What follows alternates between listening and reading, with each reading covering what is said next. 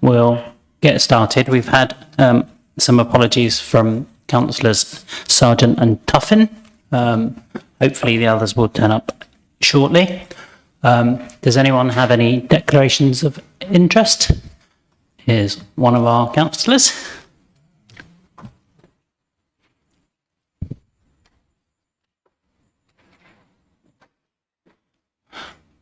You'll need your card. Just while Cheyenne is getting that, does anyone have any declarations of interest to make? No. The next item is the minutes from 10th of June 2025. Is everyone okay with those? Kate and then Dave. Are you voting? All right, okay, you're not asking questions, you're voting. We will move to a vote. If everyone's okay with those, please raise your hand. Thank you, that's unanimous. Doesn't matter which hand, Kate, it's fine. Left or right. There are no public questions, nor any members' questions. So I'd like to introduce Lucy Clothier, our accountancy manager, to present the report.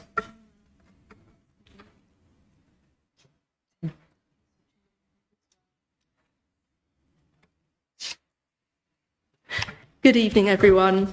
So this is the Q1 budget monitoring report for this committee and covers both the general fund and HRA budgets that get reported to you. I will say there's not too much to report at this stage of the year, which is good to know that we aren't seeing any significant pressures being raised just yet. But if I take you very briefly through the report and then give you a chance to ask any questions. So firstly, looking at the general fund revenue budget, we have a very small underspend reported of about £12,000 or £13,000. Very minor. I think the main areas to look at within this are the housing advice. So we're showing a nil variance, but that is good news that the cost of temporary accommodation and homelessness is covered within our budget, largely funded from government homelessness grant. The General Fund Capital Programme is shown here as well. You'll notice there is one large outturn variance, which is on the home upgrade grants for sustainable warmth. That is a slippage of the end of the programme from last year just into this financial year. So although it's showing as an overspend, it is part of that bigger programme and is funded from the government grant. So moving on to the HRA revenue position. So this is looking positive. We've got an underspend forecast of £145,000. That relates to rental income, where we've got slightly reduced voids against budget, particularly in independent living. Although £145,000 is a lot of money, it's a very small variance against the rental income. And so it's absolutely of no concern to me at all. I'd like to see that continue. That is a very good position to be in. HRA capital programme. Again, there's a few small movements, nothing of major concern here. There's some slippage in major works on kitchens and bathrooms. We do expect to see movement in the capital programme between financial years. It's very difficult to estimate a large capital programme over multiple years, effectively 18 months in advance. So we do always see some movement, and we do revise the capital budgets in year as part of budget setting as well. There is an overspend on major works, that's major void works, void properties where they need significant amounts of work to bring them up to lettable standard. We have been seeing that in recent years, and that is something that we will continue to monitor to make sure that we're doing what we can to reduce the cost of major voids and bring, where we can, bring them back into use as quickly as possible. There are some, again, movements between financial years within the new build programme, particularly Gleeblands and Queen's Drive, each of them in different directions. One is happening slightly later than we thought, one is happening slightly earlier. As I've said, we do expect to see these movements when we're looking at such big programmes. The capital programme does now include the increased budget for acquisitions for Section 106 properties. So that budget does now stand at 15 million. The forecast is showing 15 million. That isn't committed yet. We're just showing it to show, you know, we are still looking to see if there are any further opportunities. We do have approximately £5 million committed from that scheme, so it is a significant programme of acquisitions this year already, and that will look to continue, but it is very much driven by the market and what Section 106 properties are available. So that's pretty much all I have to say here, but I am happy to take any questions and hopefully be supported by colleagues either side if needed. Thank you. Thank you, Lucy. Any questions for Lucy? Carol. Can I just ask about James Sleeman Close on the capital programme, the HRA capital programme? It's only got 9,000. Is that because it's expected to come on stream in the next financial year?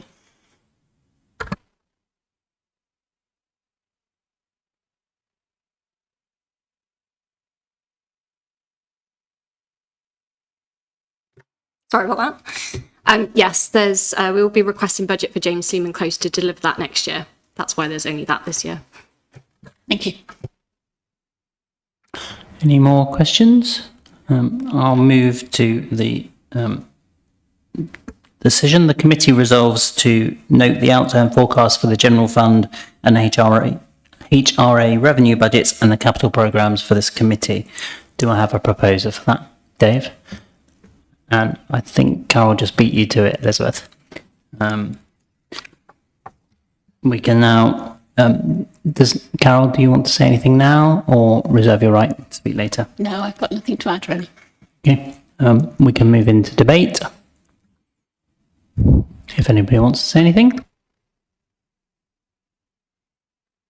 I think it is very early in the year. It's mildly positive.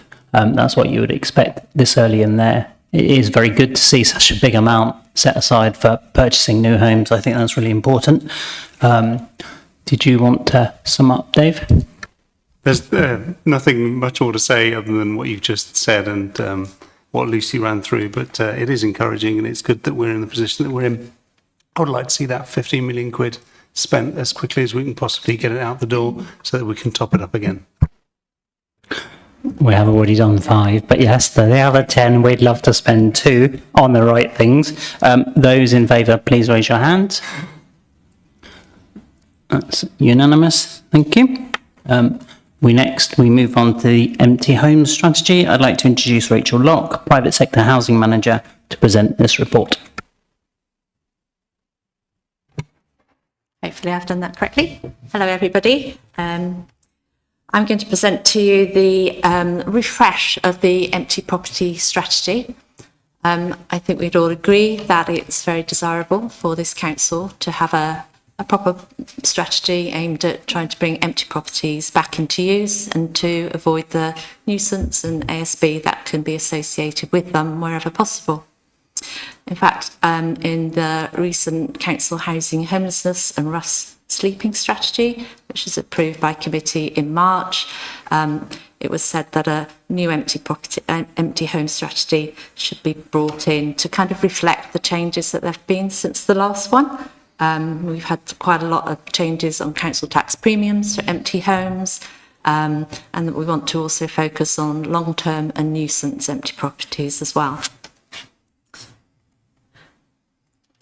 In the report that is associated with this, I've given you some stats on empty properties. Maybe a word about stats would be helpful. The statistics are based on the council tax records where properties are reported as being empty. It's a good guide, but of course it's not an absolute figure for empty homes because some of those properties may in fact be lived in. So it's just to give us an idea, and it gives us a way of comparing our empty property rates with other councils as well. In the table 1, broken down into the length of time that properties are empty for, and really sort of looking at those that are empty for perhaps over 2 years, because those are ones that are a little bit stuck and not moving forward. So I think that would be something that we'd need to concentrate on. We've got 326 of those. And another area that I would like to highlight later on in the strategy is those that are owned by owners that are deceased. Again, this can be an area where properties get stuck in probate, family disputes and such like over properties and who shall inherit them. And we do have quite a high number. There are 397, these figures for June of this year. Given a comparative table of where we are, how we sit in the sort of league table in Gloucestershire, and we are somewhere in the middle. I don't think we have a particular large problem with empty properties, but we obviously do have a significant number. And we'll give you some further stats from our house condition survey that was carried out 2022 to 23, so perhaps a little bit outdated now because I believe figures on empty homes are on the increase. But this came from actual street surveys and could be a more accurate estimation of how many vacant homes we do have. And the estimation here is 233 that the report said were problematic because they weren't moving forward.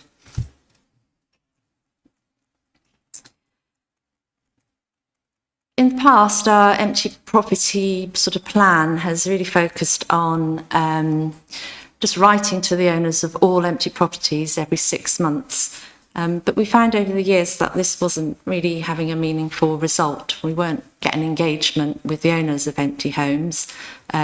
So alongside our auditors, we did look at whether this was good value for money, and we revised that this wasn't a good way of proceeding really, and we perhaps needed to review that continual writing to owners of empty properties.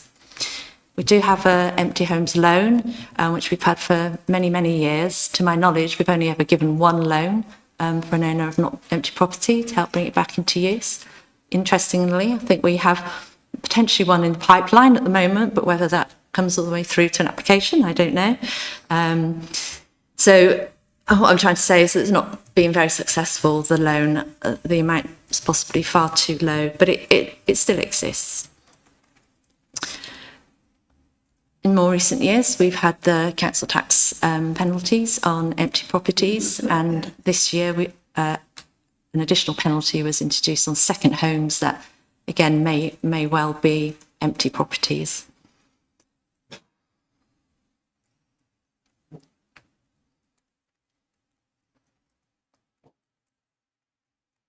What we're proposing to do is have a much more targeted approach to dealing with empty properties. So instead of perhaps doing that scattergun approach where we write to everybody, that we do focus in on the properties that have been empty a much longer period of time, possibly ones that already have debts on them from perhaps unpaid council tax, or if we in environmental health or any other service do works in default, and then there's a charge on that property. We want to focus in on those to get our money back. And really to identify those that are the worst empty homes in terms of local residents, making complaints about them, perhaps they're linked to antisocial behaviour, or just really kind of bringing down the amenity of the area. So we want to try and look at properties and focus in on those that kind of meet that criteria. And in the report, there is a kind of scoring system so that we can start to sort of focus on those properties.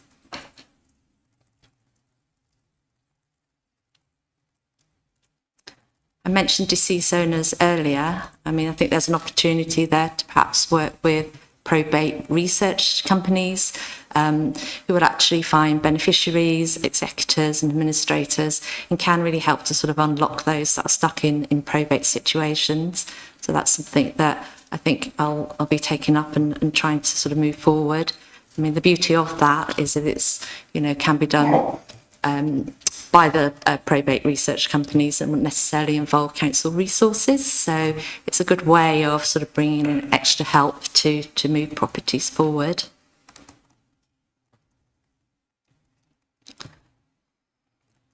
We probably should at some point review the empty homes loan. I think I've already mentioned that. but that would obviously need to have a resource behind it, and would need to be funded if we were to increase the empty homes loan at any point. Continue our work with other services, which is really important. Do a lot of work with council tax and revenues, where we share intelligence on empty properties. And as I mentioned earlier, if there's a council tax debt, then that can be quite helpful in terms of using that to then do something like an enforced sell. In the report, there's an example of an enforced sell case where we were able to use that technique to move a property on and get it sold. I think probably what's missing from this report is sort of details on, perhaps when work will be done, what's going to be prioritised, how many empty properties we think we might be able to approach within a period of time. There's a good reason for that. We're quite under-resourced at the minute in the private sector housing team. We're having trouble recruiting suitable officers to some key posts. And we have also looked at putting forward some budget pressure requests as well. We have a lot of new work coming our way, mainly from the Renters' Rights Act. So that's something we need to bear in mind. These will be new duties for us. They will take a priority over the kind of the nice to do work that perhaps empty properties would come under. It's something that we'd be very interested and want to do, but we do need a dedicated resource to be able to really do it successfully. I think that's all I want to say at the minute. I would say have a look at the case studies of 2 recent success cases that I've written up. They're quite different, and it's just an example of what can be done when there's the resource there to actually put into it and try and move the property forward. It can be quite time consuming over years, so it's something that needs to be followed through. And yes, it's not a quick fix at all. Taking enforcement action, it can take a long time. And the other example there I've given you is of working with a next of kin research company where somebody died, and we were able to bring them in to do that research for us. So again, I think that's really important that we perhaps follow up on that kind of work. Do you have any questions? Thank you. Thank you, Rachel. Any questions, Kath? Hi, thanks for that. It's really interesting as well, knowing the different reasons for homes being empty. But was I taken from what you were saying that we'll have this policy, but you won't actually be able to do anything to enact the things within the policy because of lack of resources?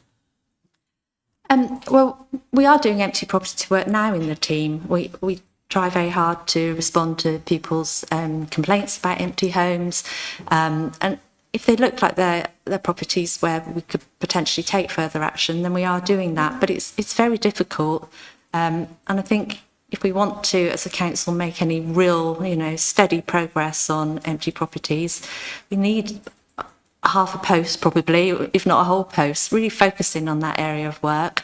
And perhaps once we're up to our full number of officers in the team, so we're short of 2.5, 2 and a bit at the moment. And once we know what the Renters' Rights Act is going to bring our way, I think we'll be able to see a little bit more clearly as to what kind of resource we can dedicate to this area of work. We do have some other areas of work from the council plan as well, which we, are non-statutory, but we obviously want to try and look at those. So it's looking across the whole of the service really, and making sure that we kind of do as much as we can in all those areas. And sorry, just to follow up as well, it says in the figures about how many empty homes there are 126, is it, of the total that are council homes? So you're looking at both private homes that are empty and council homes that are empty. And is it all your team that are doing both the private sector and the council homes? We don't deal with the council properties. Okay. So that's just to pull those out of the figure, the overall figure really. we only deal with private Right. sector. Okay, thank you. Lucas. Yeah, so what difference do we actually make in the sense that we've got 250 to 300 homes empty at any time? If we didn't exist as an enforcement team, how much slower would it be? Well, the, Is it quantifiable? I think if I've understood your question correctly, I mean, there is some natural churn anyway. Eventually, these properties, eventually probate would happen, somebody, you know, so but some of them do get stuck for a very long time. And it's the ones that are stuck and not getting sold just in the normal way that then start to cause problems to their neighbours, which are the ones I think we need to focus on, because that's the ones we get complaints about. And you know, can you imagine living next door to an empty property with an overgrown garden, worries about rats, worried, you know, some people are adjoined, they're worried about cold walls and all sorts of things. So it's that holistic kind of way of trying to help, really. Yeah, we need to care. I'm wondering how many properties a year is it? Is it 6? Is it 16?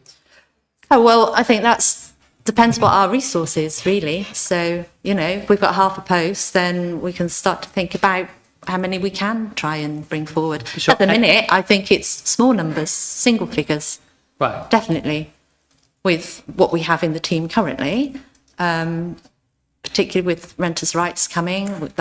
Yeah. We No, anticipate that's going to bring a lot of work. So our non-strategy work is going to be, you know, Yeah.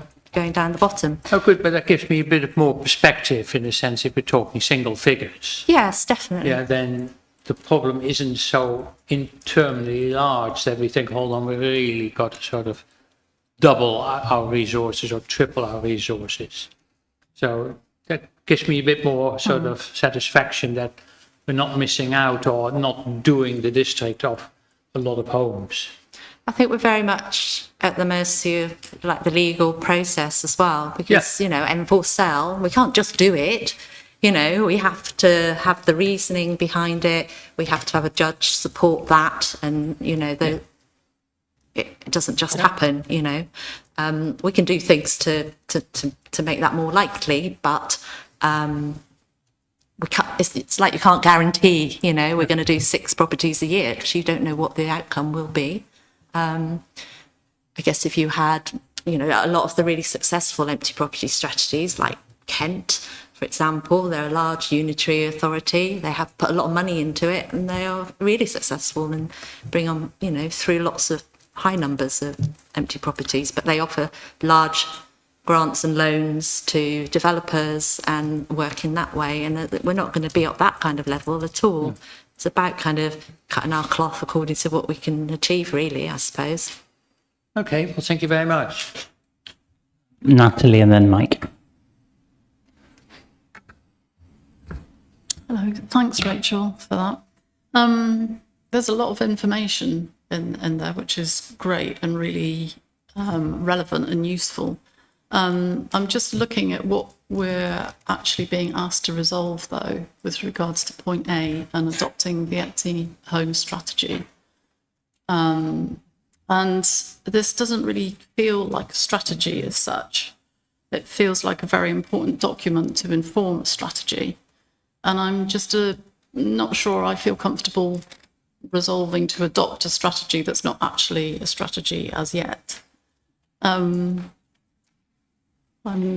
just wondering if there's a way that we can rephrase point A so that we're accepting this document as it is. I mean, in point 6 of the document, it says as an action plan that an operational action plan can be developed should this policy is approved. So that kind of suggests that it's not actually set out as a strategy just yet. So I wonder if we can just tweak the wording of point A so that we're voting or resolving to accept this document as an information point for developing a strategy. I haven't got the report in front of me at the moment, but I understood that there was a point C to actually agree to have an action plan. Is that not? Yes. Oh, sorry. Yeah. Yeah. So, you know, that was added, I think, to try and show that, yeah, that we do need to have some kind of action plan once we know what resource we have available to, you know, dedicate to this area of work. To sort of balance out your point about, you know, perhaps that part of it being missing. Yeah. Okay. Like, can they be merged so it's kind of clear? Okay. Yeah. And Lucas, did you want to come on that? Further clarification, say, sorry, I'll do it wrong. Oh, there we are again. I think at the moment, I would agree with you, it's difficult to approve a strategy that doesn't exist. So should we ask for further clarification and come back at a future meeting?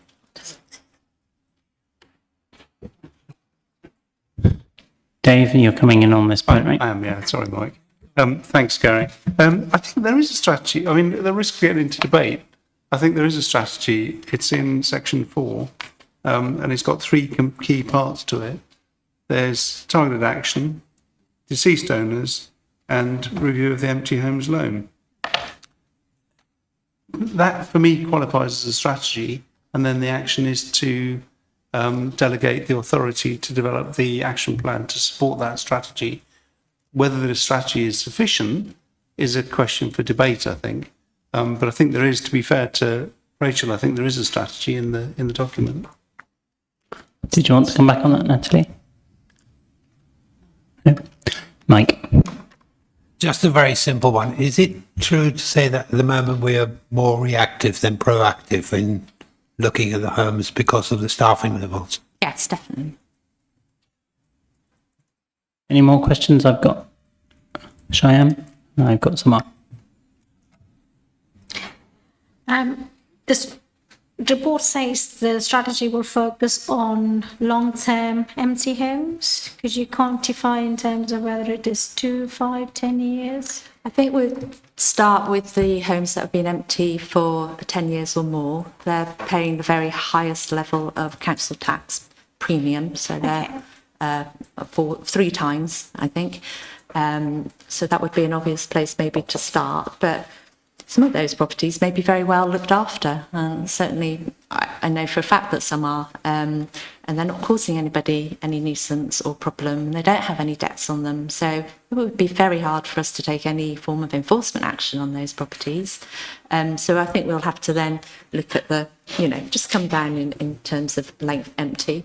I don't think it needs to be really, really firm. I think, the government says that anything over 6 months is a long-term empty. But I think we'd want to focus 2 years or more, because I think up to 2 years, there is a certain amount of, people doing renovations on properties and taking time to sell and that kind of thing. So I think if we've got a small resource, we ought to focus on the ones that maybe aren't going to come through the market in the normal way. So that would be my plan. Thanks, Rachel. I think follow up, because that's why I was confused, because on page 24, under the main points, it did say about the 10 years or more. Yes. Whereas page 32, it contradicts saying anything more than 2 years, the council intervention will have most impact. Yeah. So the target action 4.2 does say about anything over 2 years. So there's about. Yeah, I don't think we it's could not very focus clear on. in terms of whether it is over 2 I years or. understand. Yeah. I don't think we could focus on all the ones that are 2 years or more. It would be too many in one go. So it's about sort of chunking it down into some way that's more manageable. Okay. Elizabeth?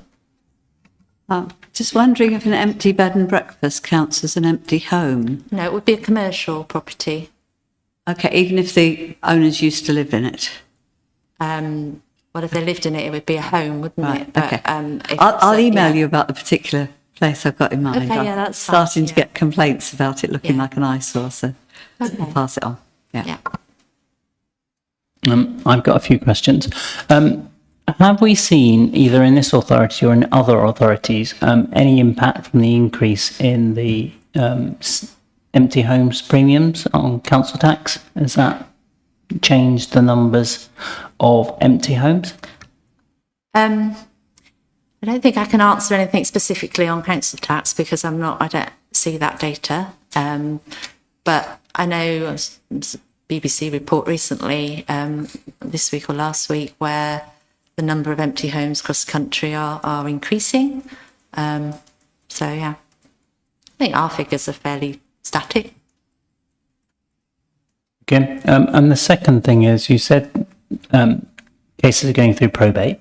Yes. And they're empty homes for that reason. Would they still attract the empty homes premium, even if they're in probate? No, they get a discount. So All right. they're zero council tax, so they don't bring in any council tax either. For even if they're in probate for 20 years? Yeah. Okay. And some of them are. For, I don't know, 20 years, but for many years. Any more questions? No. I'll read out what we're proposing.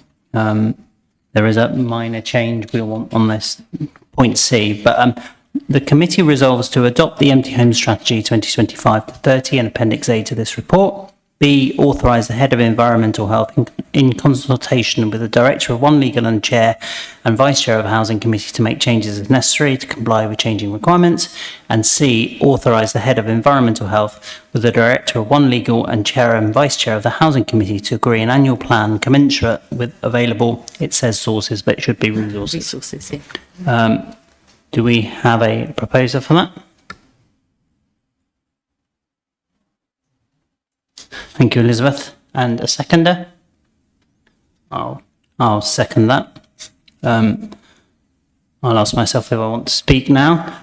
Empty homes are clearly a big issue. We know that it's preventing people from having housing. We also know that the regulatory burden on local councils from the Renters' Rights Act, which is a good thing, I hasten to add, are significant. So I think we probably have a feeling in this group that actually it could be stronger and it could be more forceful, but it does need to reflect the availability of resources. They are in the process of recruiting. That would make a very significant difference. We do need to bear in mind what other things are going on though. The Renters' Rights Act is probably the biggest piece of legislation in this area for some time, certainly in terms of how much enforcement would have to be done for a very long time. Private renters have been left really to fend for themselves, and providing them more rights, but enforceable rights, will make quite a big difference to the resources. So we know it's not perfect. We do have the action plan that will be developed to give us some comfort around, if we have resources, what we could do.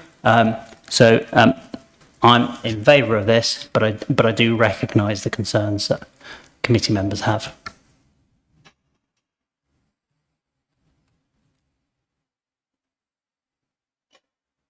Any further points? No? Well, we can. Do you want to say anything now, Elizabeth?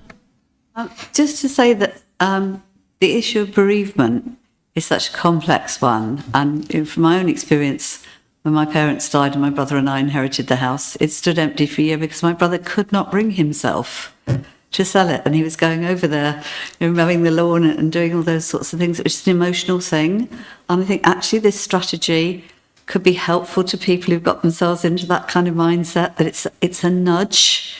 It's not a heavy-handed approach, but it's quite a sort of gentle and sympathetic one, which I think is probably the most valuable way to approach it. If we had, obviously we have more funding and more staff, we could do better.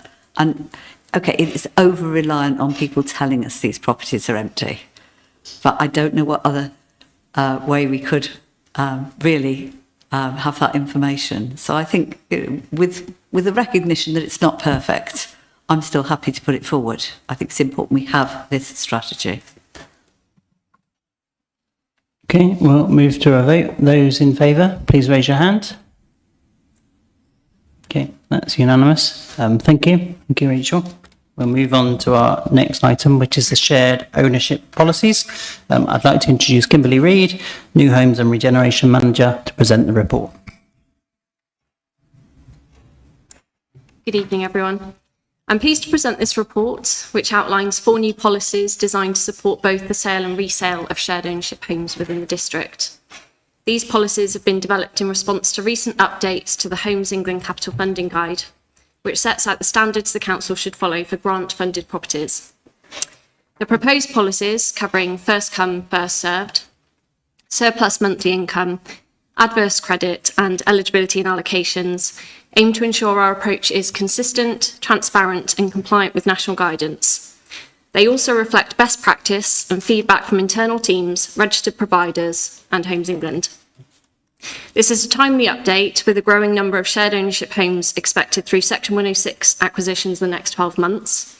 And it's vital that we continue to have a robust framework in place to manage this increased activity effectively. From a compliance perspective, these policies help mitigate risk and ensure our operations align with Homes England's expectations. Importantly, the policies also improve the customer journey by clearly outlining eligibility, affordability, and the allocations processes. This includes the establishment of a panel of qualified financial advisors to conduct affordability assessments at no cost to the customer.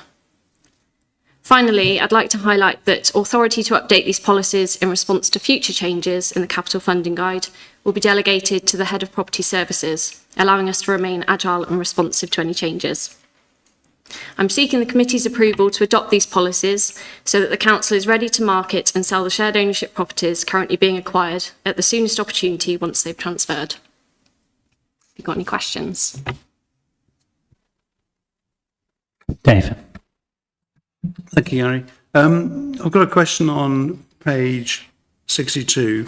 So this is on eligibility. And it is policy statement, section 1, general eligibility, point A, which is the threshold, the cut-off, above which people don't qualify, of £80,000 annual income, which seems extraordinarily high, really.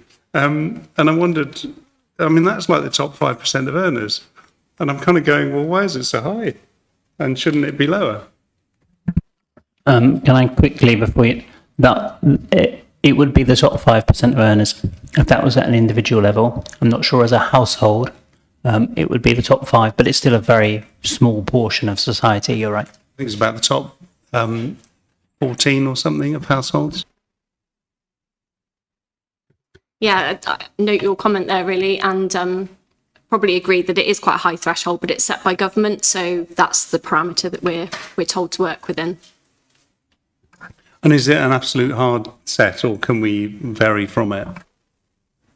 As far as I understand, based on the Capital Funding Guide and the advice from government, it's a hard line, as that's what the threshold is, yeah.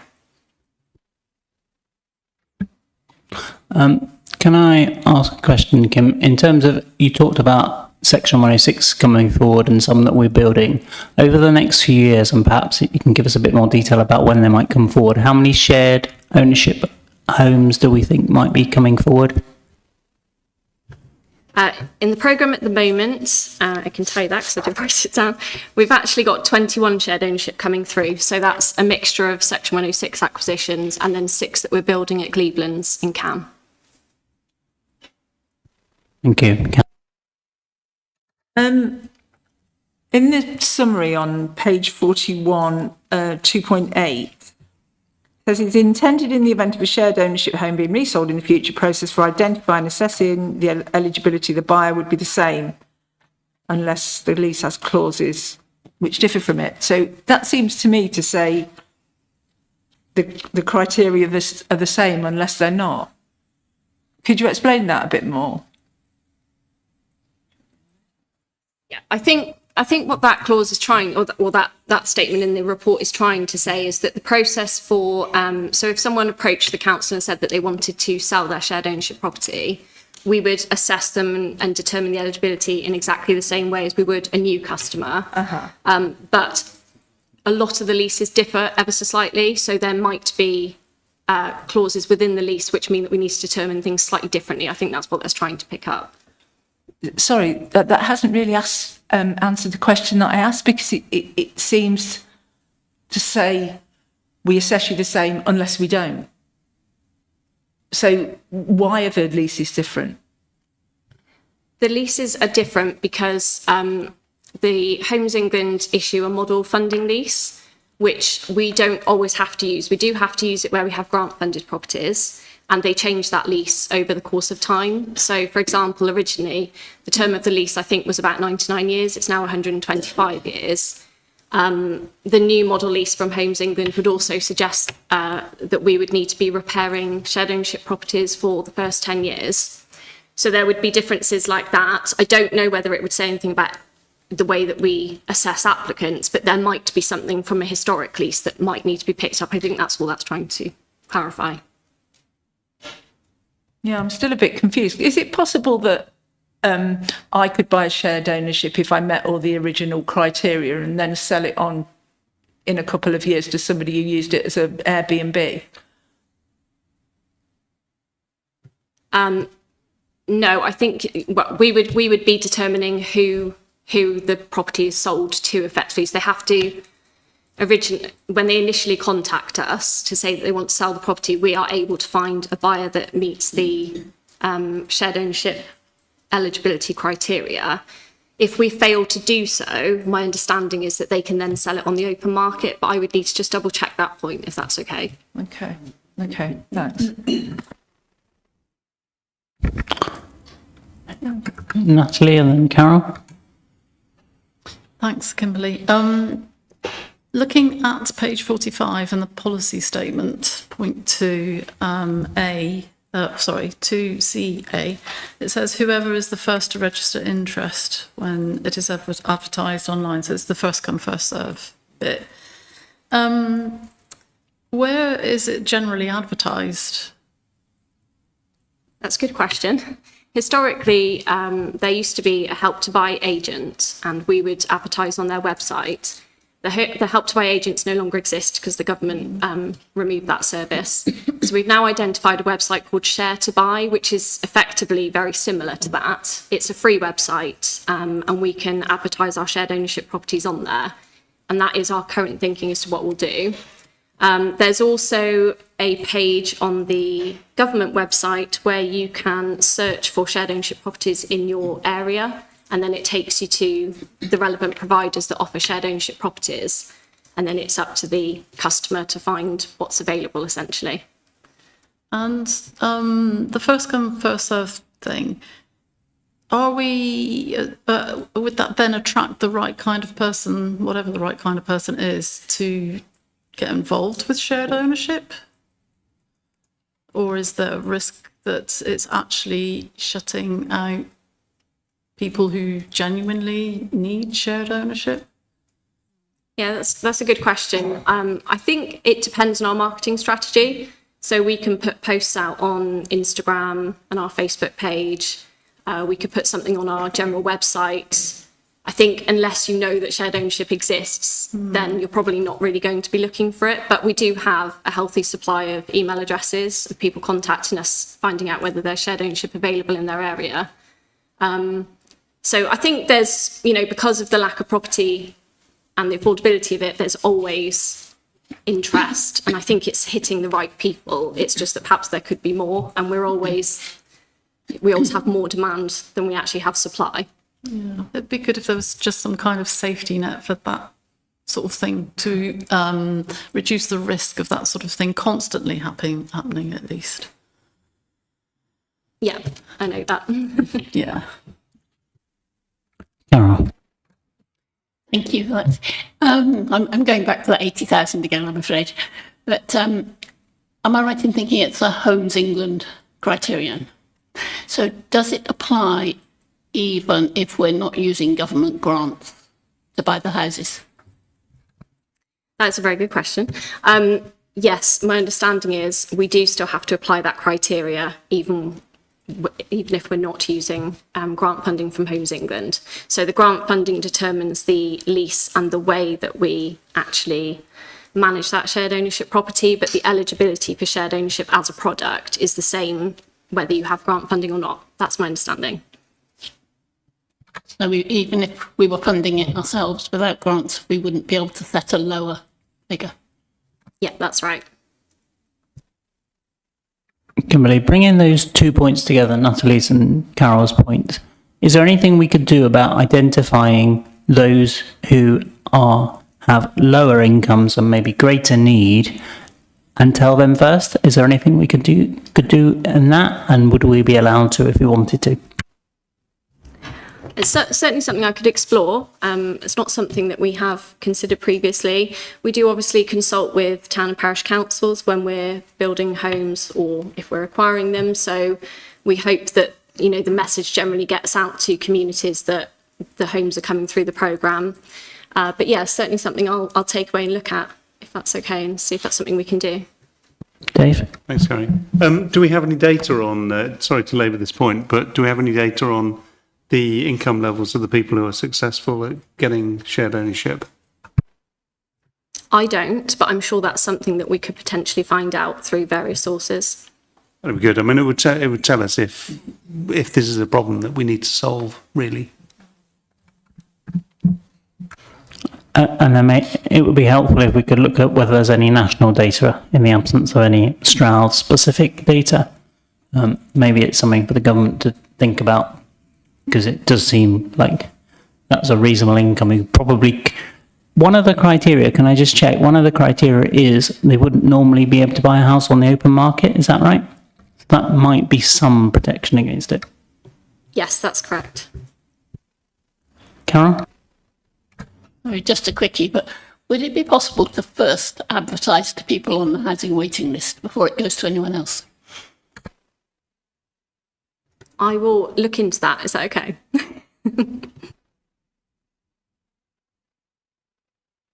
Any more questions? No? I'll read the decision and then we can take a vote and we'll have a debate and then talk about it. The committee resolves to adopt the following shared ownership policies: first come, first served policy, surplus monthly income policy, adverse credit policy, eligibility and allocations policy, and 2, delegate authority to the head of property services to update the policies to reflect any changes to the Homes England Capital Funding Guide. Do we have a proposer for that? Lucas, thank you. Do we have a seconder? Kate, thank you. Do you want to say anything now, Kate, or reserve your right? I reserve the right. Thank you. We're moving to debate. Does anybody want to add anything? I think shared ownership has become a better proposition now that the provider has to maintain or help maintain for another first 10 years. I found it always a very onerous thing to buy a shared ownership house and then be liable to all the costs from day one. So I think that's already very good. I think we should maybe write to our MP, Mr. Over, and say, could you actually do something about this 80,000?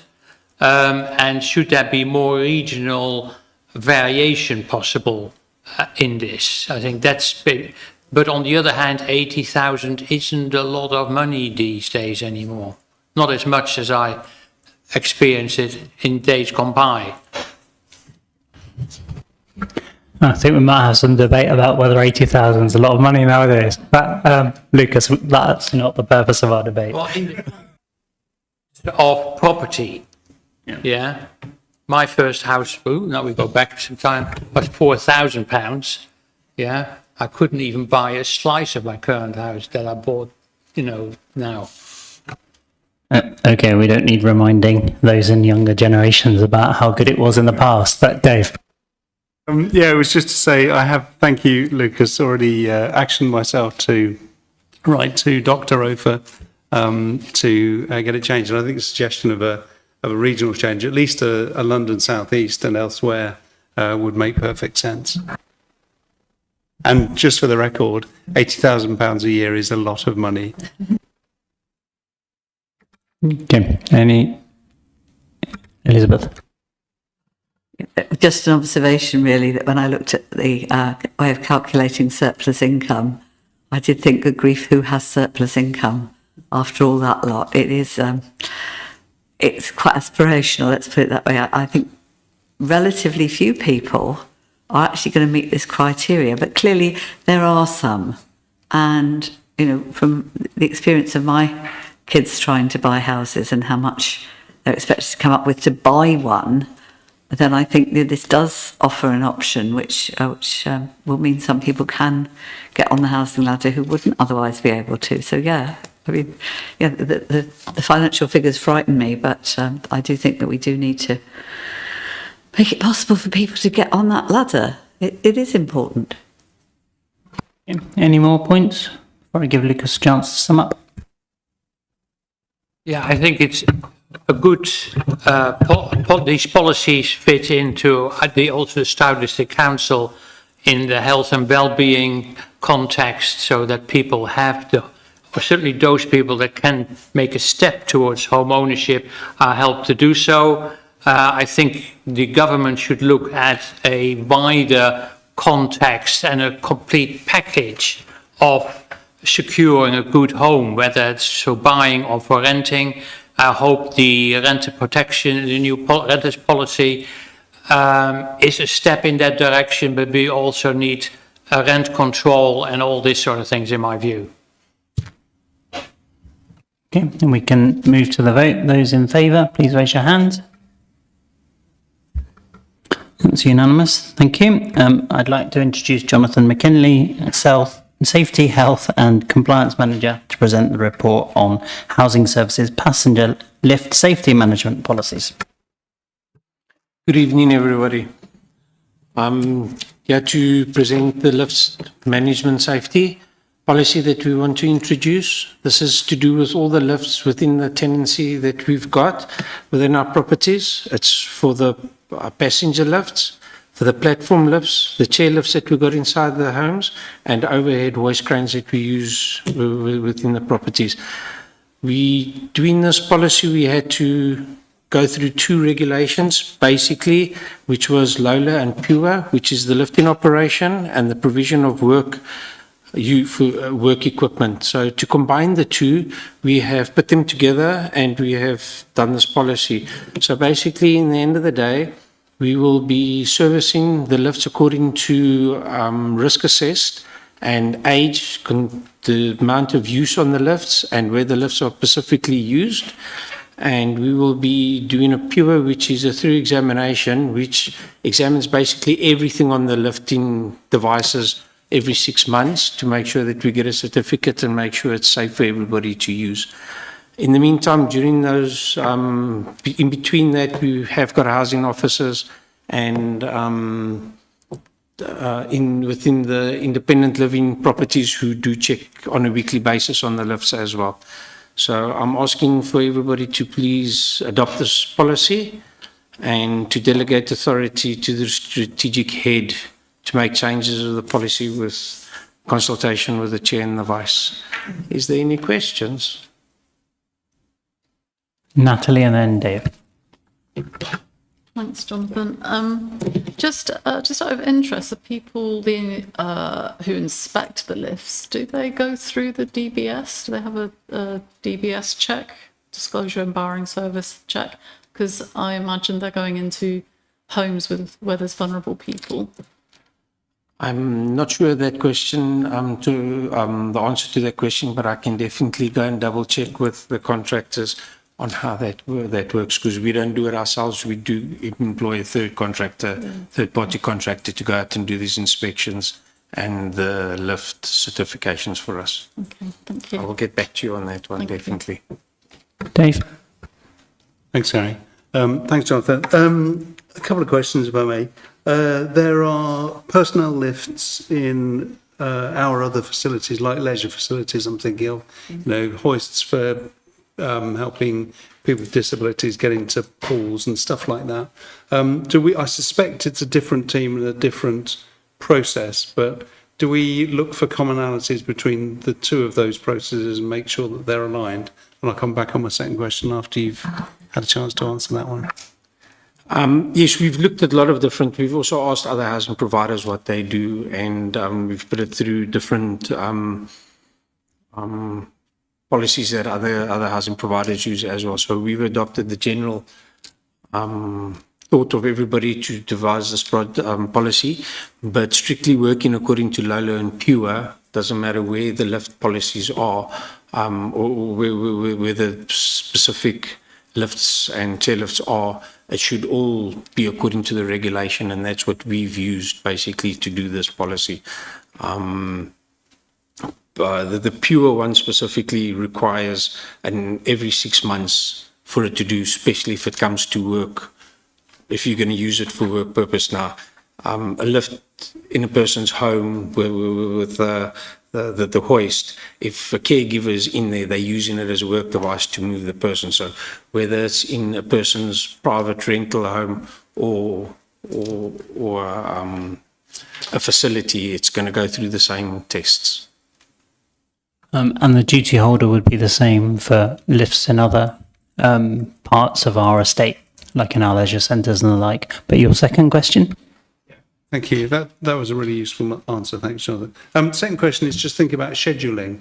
So I'm kind of mindful that we've gone through and this might be a question for Andy rather than Jonathan. So we've gone through reviews of our processes and policies on things like gas safety, electrical safety, other various safety checks. And now we've got lift safety. And I'm thinking about the convenience of the residents, essentially. And I know it will be different people doing the checks, but are we thinking about how we coordinate those visits so that there isn't a knock on the door every other day from somebody coming to check something different about the property that these people are in? To an extent, so where possible. So obviously, like I say, we've gone through a number of different compliance documents. They won't apply to everyone. So not all of our tenants will have a gas boiler, for example, so they won't need that assessment. But yeah, you are. If we do have different providers and different tests, they're different skill sets. So there'll be different people coming. But you're right, where possible, we should try and coordinate that on the same day. But practicality is not as easy as it sounds. So to answer your question, probably no, but it might be something we can try to improve. Do we know how many of our individual properties would have lifting equipment? We've got overhead cranes currently 4. We've got chair lifts 48. We've got platform lifts in between the 2 levels. We've got 3, and we've got 9 passenger lifts at this moment. And those passenger lifts, I'm guessing, are in large blocks or independent living? Excuse me? The passenger lifts are likely to be in tall blocks or the independent living schemes? Yes, it's sort of, but it's not too tall. It's not high rises. Yeah. Any more questions? I'll read out the decision. The committee resolves to adopt the passengers lift safety management policy and delegate authority to the strategic head of housing to make minor changes to the policy in consultation with the chair and vice chair of housing committee. Do we have a proposer? Dave and Carol, you happy to second? Thank you. Do you want to say anything now, Carol? No, thank you. I think it's all covered in the report. We can move into debate if anybody wants to say anything. Natalie? Yeah, I just want to kind of pick up that DBS thing again, because if we're talking about passenger lift safety management policy, yeah, the lift has to be safe. But I think especially in domestic properties where there are vulnerable people, we also need to be mindful of what it's like for tenants or residents to be having that kind of inspection and people being in their home, etc., etc. So I just wanted to labour that point. Thank you. Lucas? Yeah, but isn't that so for all our maintenance people?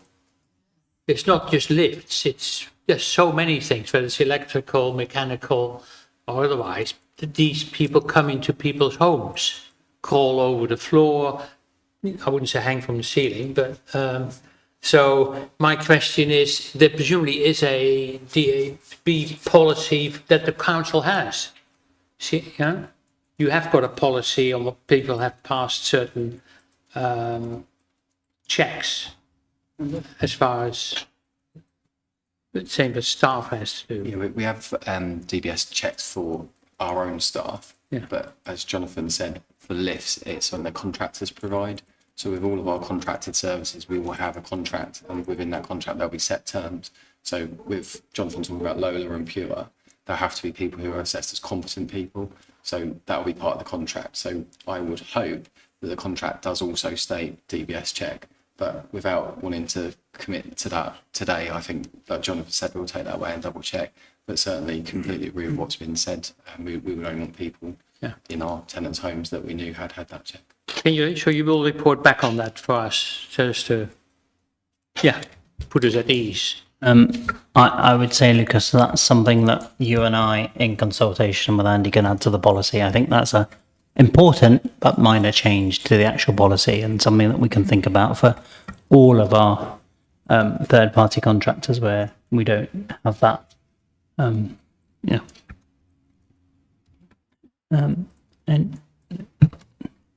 you want to sum up, Natalie? Carol, sorry. Right. No, I don't want to add anything. Thank you. We'll move to the vote. Those in favour, please raise your hands. That's unanimous, thank you. Our next item is Stroud Council tenant complaints. I'd like to introduce Helen Stables, Principal Housing Quality Assurance Officer, to present the report. Helen. Good evening. It's actually going to be Stuart that presents this for you this evening, so if you don't mind. Good evening, committee. All social housing providers in England and Wales are required to conduct and submit an annual self-assessment against the Housing Ombudsman Complaint Handling Code. The self-assessment helps us to identify areas for improvement and demonstrate our commitment to providing a fair, equitable and effective service. The Housing Service has completed its self-assessment for 2024-25, and we've determined that the Council's complaints policy and our approach to complaints handling does align to the Housing Ombudsman's Complaint Handling Code and overall is compliant. During the self-assessment process, it's been identified that some complaints that have been extended at both stage 1 and stage 2 of our complaints process were not responded to within the initial time extension. While it is accepted that some complaints are complex and they may involve cross-service matters, this is an area that the team are reflecting on, and we're going to implement improvement measures to ensure that in future, timely decisions on complaints are made and issued to all residents. And it remains the Council's intention to respond to all complaints within the Complaint Handling Code timescales. The Housing Service adopted a complaints handling improvement plan in November last year, and we established a cross-service complaints review panel to have operational oversight of that plan and to drive service improvements. To date, these have included improved systems to document and evidence complaint outcomes, learning, action and commitments. And these have included the introduction of a complaints closing statement and action tracker.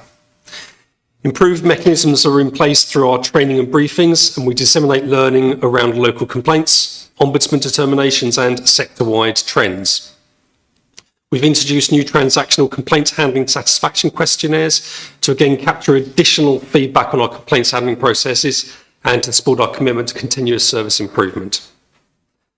The Complaints Handling Improvement Plan is a live working document, and we'll be continually updating it to reflect the work being carried out by the panel and the improvements we're making to embed across the Housing Service, such as work to strengthen resident scrutiny of our complaints handling process in the coming year. And progress is reported back quarterly via the Housing Oversight Board. When publishing our self-assessment as part of the annual Complaints Performance and Service Improvement report, landlords must include the governing body's response to that report. And the purpose of publishing this response is to provide assurance that the self-assessment is a true reflection of our landlord's complaint handling performance. The report has been scrutinised by the Chair and Vice Chair of Housing Committee as they've produced their response at Appendix C, that's on page 127 of your pack. Housing Committee are asked to examine the evidence referred to in the self-assessment to ensure it's a complete and accessible read. Committee is also asked to scrutinise the data and performance information included in the Performance and Service Improvement Report to ensure that that is accurate, fair and a reasonable assessment, and that the written statement of the members responsible for complaints reflects that report and the landlord's response to complaints handling over the course of the last year. So thank you. That's a summary of the information that's been presented in the pack this evening. I'm accompanied by my colleague, Helen Stables, who's the Principal Housing Quality Assurance Officer. We'll be happy to take any questions. Kate. So I had a question regarding the two areas where the compliance is partial. So that's 6.4, which is page 113, and 6.15, which is page 120. And they're both about extending complaints. So I just wanted to ask, how do you extend a complaint and what does that entail from a practical perspective? Okay, so we have our own service standards. They align to the Ombudsman Complaint Handling Code. You're right, and as I referred to, these are the two areas that were partially met in our self-assessment. So in terms of stage ones, there were 53 complaints that were extended, 6 of which went over our 10-day extension deadline. And for stage 2 complaints, 9 were extended, 2 of which went over the 20-day extension deadline. As I said earlier, there are a number of circumstances around that. It often relates to the complexity of the report and whether across service or multiple issues that have been complained about is the time that officers take to adequately investigate that and respond to those complaints. Thanks, Kate. Thanks, Dave. Thanks, Gary. I've got 3 questions, if I may. Fairly straightforward, I think. The first one is in Appendix B, looking at the essentially data presentation. So there's a nice pie chart on page 139, which shows the number of complaints from each ward in absolute numbers. And I'm wondering whether actually it would be helpful to perhaps have the percentage of properties in brackets after the number, just so that you can see, is it a big issue or a small issue, which one's winning, etc., etc. As a suggestion. Second one is on page 140, and it's relating to this question about DBS and kind of quality checks. And I noticed that on the table on 140 at the top, for CAM, for example, personnel behaviour is the biggest source of complaint. And I wondered who were the personnel? Without, I don't want names, but were they contractors or were they our people? And if they were contractors, then do we need to dig a bit deeper into the nature of that issue? And I'll come back to a third question in a second. Thank you. So the point around the information that's presented in the reports, that's certainly something we can take on board. I think what you were suggesting was the number of properties. So you've got the percentage, the number breakdown that we want a percentage of the number of stock that we have in those areas. Yeah, we can certainly do that. In terms of personnel behaviours, it is a combination of both staff and contracted staff. There are trends, and we do analysis around this when we're doing our responses. And as I referred to earlier, we have a panel that are looking at how we can make improvements and learning from our complaints. I would say a significant proportion of the complaints that we receive around personal conduct does relate to housing staff who are challenging tenants around condition of property or dealing with antisocial behaviour. And there's regular trends or themes in that area rather than our contracted staff and inappropriate conduct in that respect. The majority of complaints around personnel behaviour are not upheld, but a number are. And as I said, there's always learning from those, and we adopt that through the panel. Thank you. And then my final question, page 144, table in the middle there. Just looking at the joy of averages is that they always hide the best and the worst. And what I think would be useful, and we could add it as another column perhaps, is what is the longest turnaround time that is currently being experienced in each of those areas. Just so we can get a sense of, what's the kind of balance and what kind of experience some people might be having. Yes, thank you. We can adopt that, take that on board. Thank you.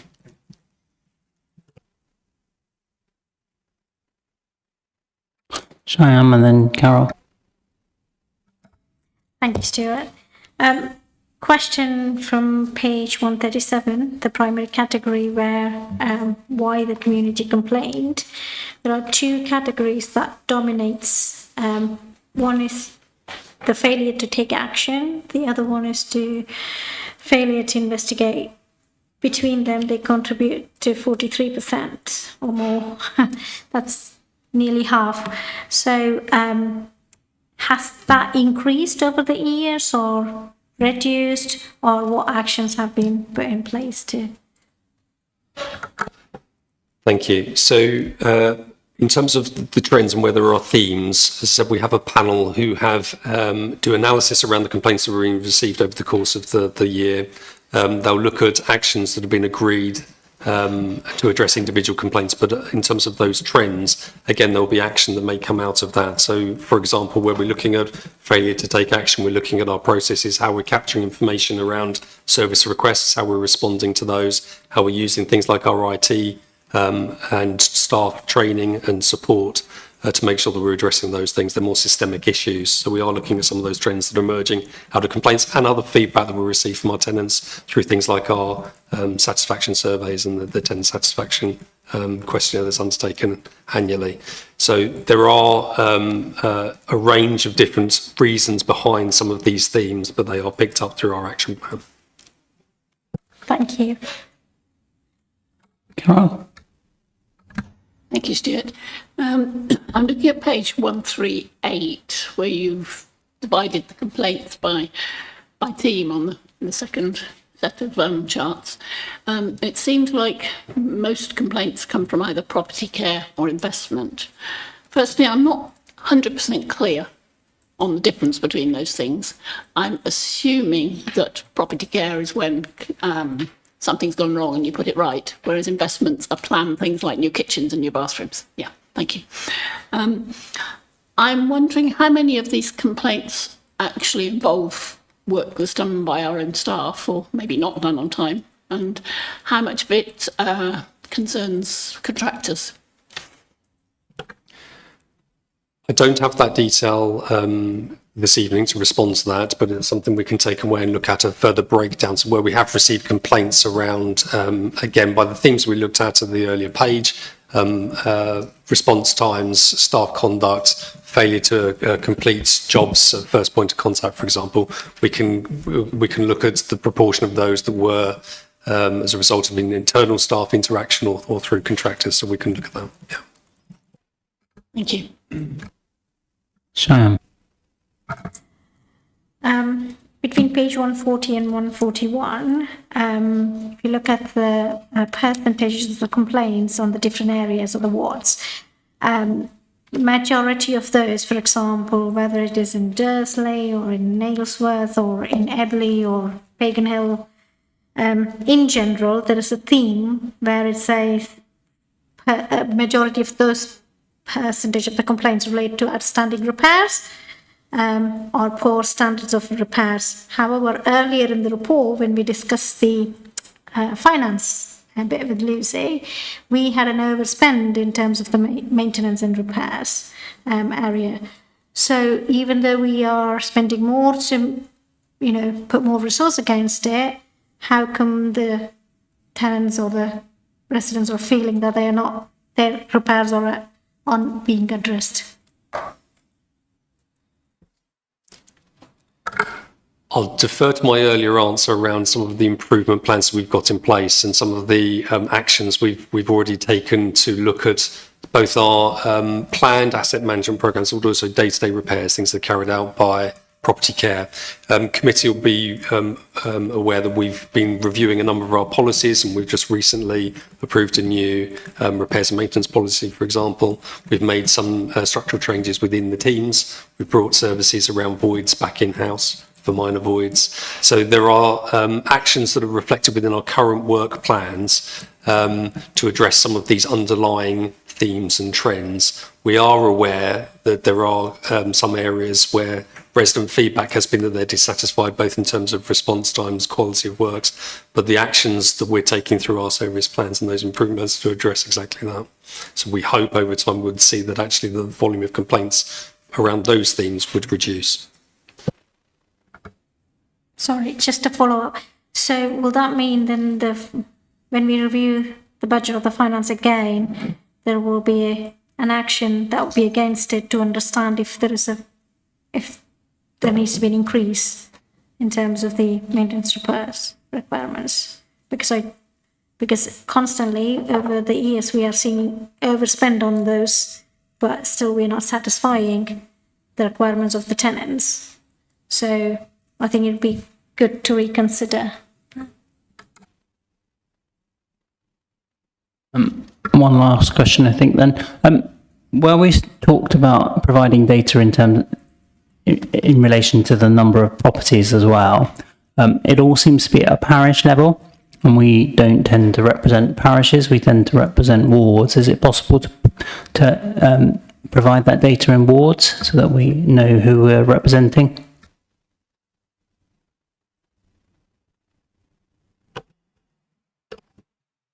We extract our data from our NEC housing system, and that is built around parishes and not wards, purely because our housing stock is contained within parishes. We don't expand it out to wards. I mean, it's something that we could potentially look at and combine, take those figures from the different parishes to make up the wards. Yeah, that's something we can take away and have a look at for you, if that's what you'd be interested in. Apart from the fact that some parishes, in reality towns, and the parish of Cam are bigger than the wards, so I'd be interested to see whether we could look at it in that way. Any more questions? No? Yeah, further to Councillor Matthews, a comment also on page 139. It's nice to get it all divided up in areas and so on, but I wonder whether the complaints background also has got to do some with the age of the properties, whether there's a link between age of property and complaints received. Certainly now in the year, we got a lot more awareness of damp and mold as well, which presumably in older properties is more of an issue. And have you got any data on that? There is definitely correlation between some of the information we've got around the volume of complaints, stock profile, stock condition, volume of stock within any given area. So yes, we do have some information, the analysis behind that. We could present that in future reports. Yeah. Thank you. Any more questions? I'll move on to the resolution, which I'll read out.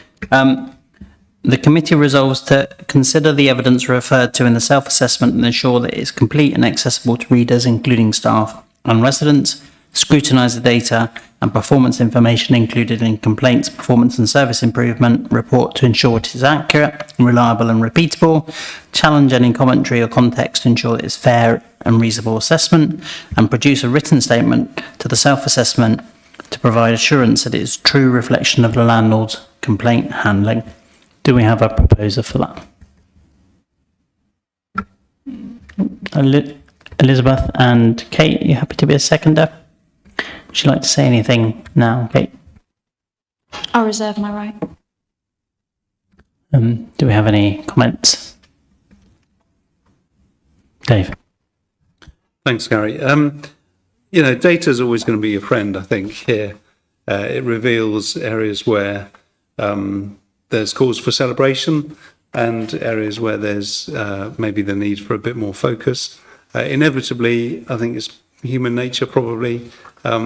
We tend to focus on the areas that are doing not so well. But I think it is important to recognise the areas that are going well alongside that, even though it might not be stated in questions and in the sum up. But, you know, I hugely value these kinds of reports. They're very rich. They're, you know, absolutely full of really important data and analysis, and I think they give us a good indication of what the current state of play is. And coupled with the other DIP measures that we're doing, like TSM and so forth, I think it provides a really useful base for getting a good handle on how we're doing. Thank you. Any further comments? I'd just like to add that as that member responsible for complaints, I've looked at this in detail and I think it is a fair reflection of where we are as an organisation. We know there is improvements to be made. We know some of the complaints come from things that we need to get better at in terms of tenant repairs and keeping them happy. But these are areas that we are focusing on. Elizabeth, did you want to say anything further?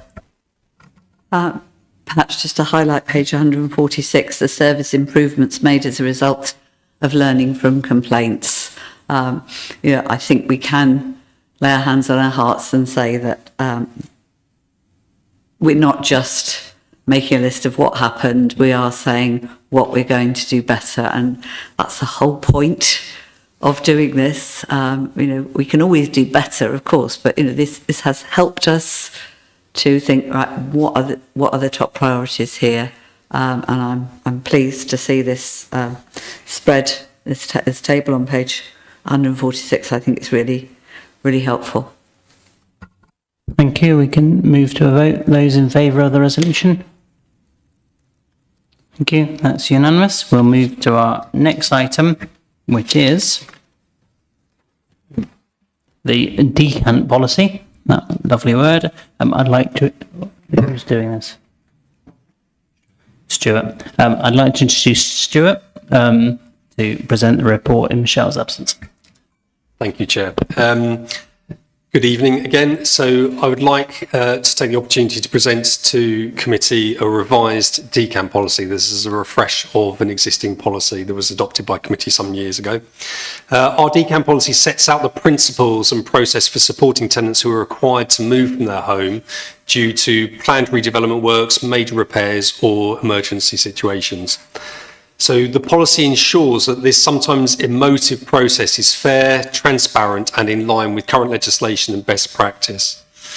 The policy recognises the impact the moving home can have on tenants and their households and aims to minimise disruption by providing support, clear communication and appropriate rehousing options.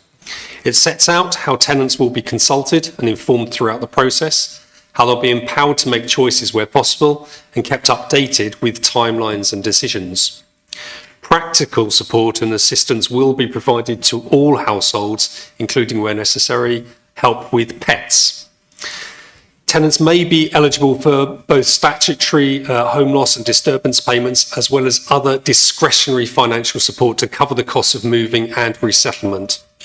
Additional support will be given to tenants who've been assessed as vulnerable by the housing team, including those with disabilities, health conditions and other specific needs. The policy reinforces the housing team's commitment to tenant wellbeing, effective communication and the provision of suitable alternative accommodation where the need to move arises. It also details the roles, responsibilities and processes to ensure consistency and accountability for every tenant that is required to move. So thank you. That's a summary of the revised policy. I'm happy to take any questions. Any questions? Kate? So my question is regarding the title of the policy. I think we can all agree that decant is quite dehumanising, and I'm aware that it's what's stated in the law as the correct term to be using. Is there any way we can add anything to the title to make it more about the tenants rather than sounding like pouring a liquid from one glass to another? Just a question on that, really.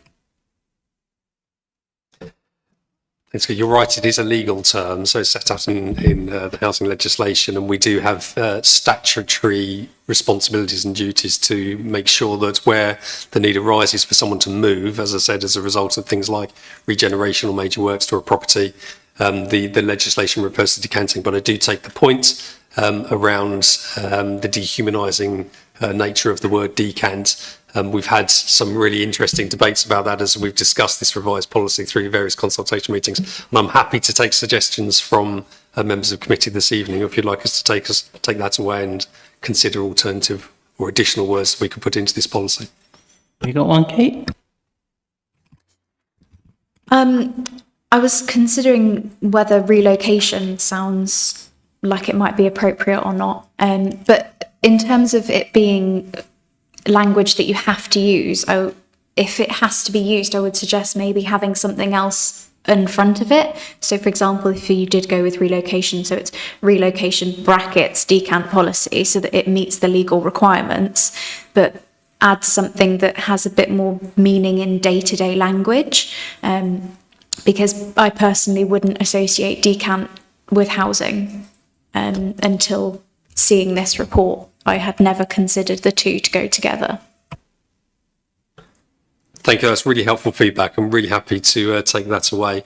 What I would say is we would look to produce an easy read version of this document as well. And again, we'd look at all the terminology throughout that document. I've tried in my summary report to avoid the word decant as much as possible, and I've referred to moving people. But I appreciate the feedback. We'll take that on board. We've got Mike and then Elizabeth and then Just Carol. what you were saying about temporary relocation, it can be permanent as well, so you'd have to have both in there.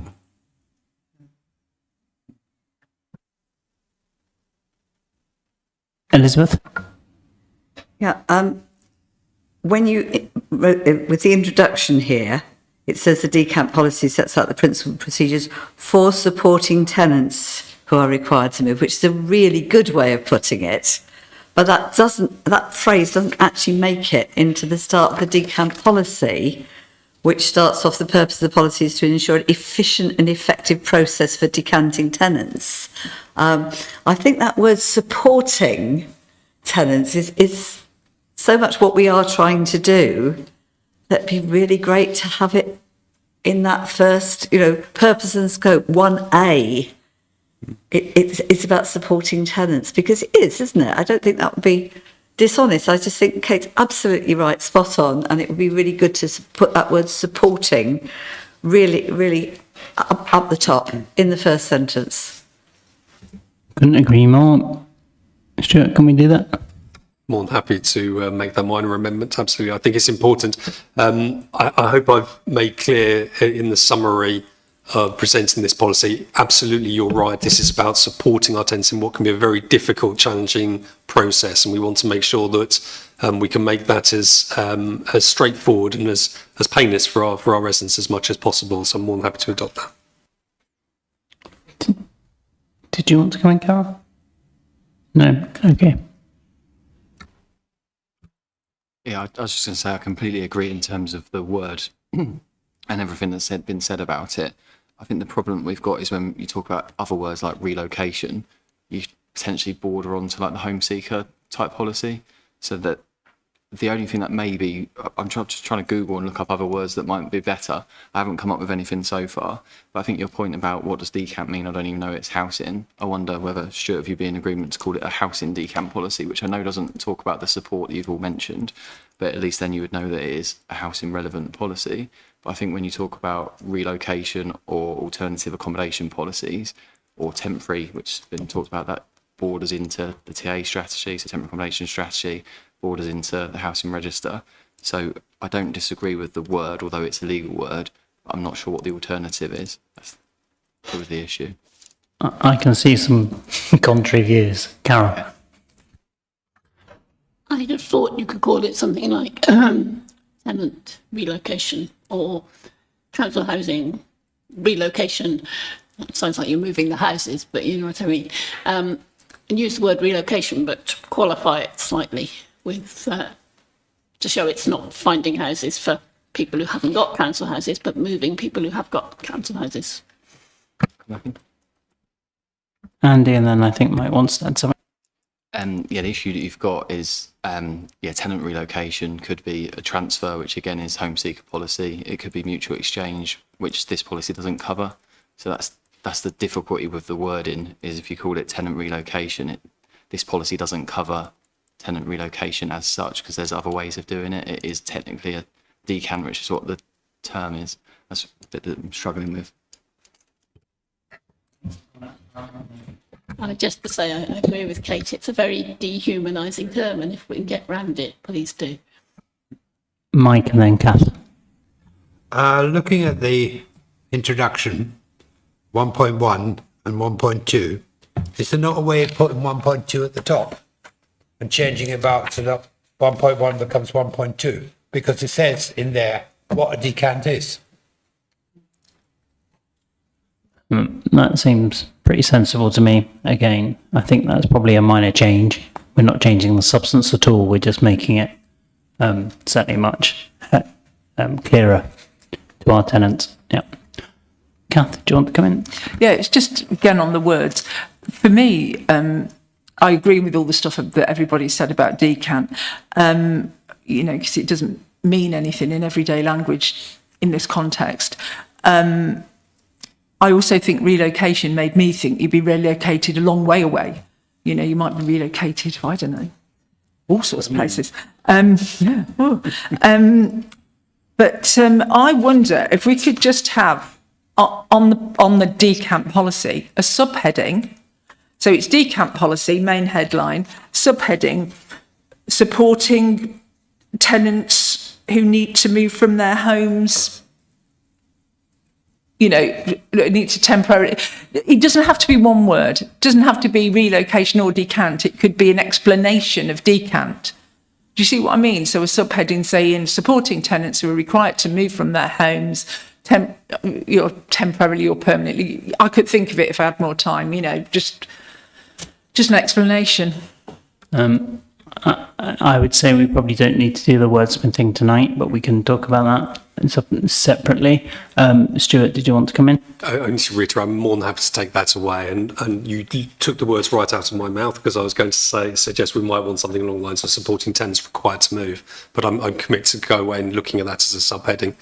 What we've done in other policies is we've included a table of definitions as well. So I appreciate we're looking at the title of this document, but it might be helpful. Again, if I re-look at 1.2, you might want a sort of definition around the terminology here, just so it's really clear what we're asking. Lucas. Yeah, I really like Mike's suggestion of moving these paragraphs around. What I would also say is that I still miss any mention of the tenant support fund. We say statutory and discretionary compensation or contributions, but the word tenant support fund I would like to be in somewhere so that people get used to this facility being available and in parlance, so that people easier access the tenant support fund, uptake of which is still not as we had expected.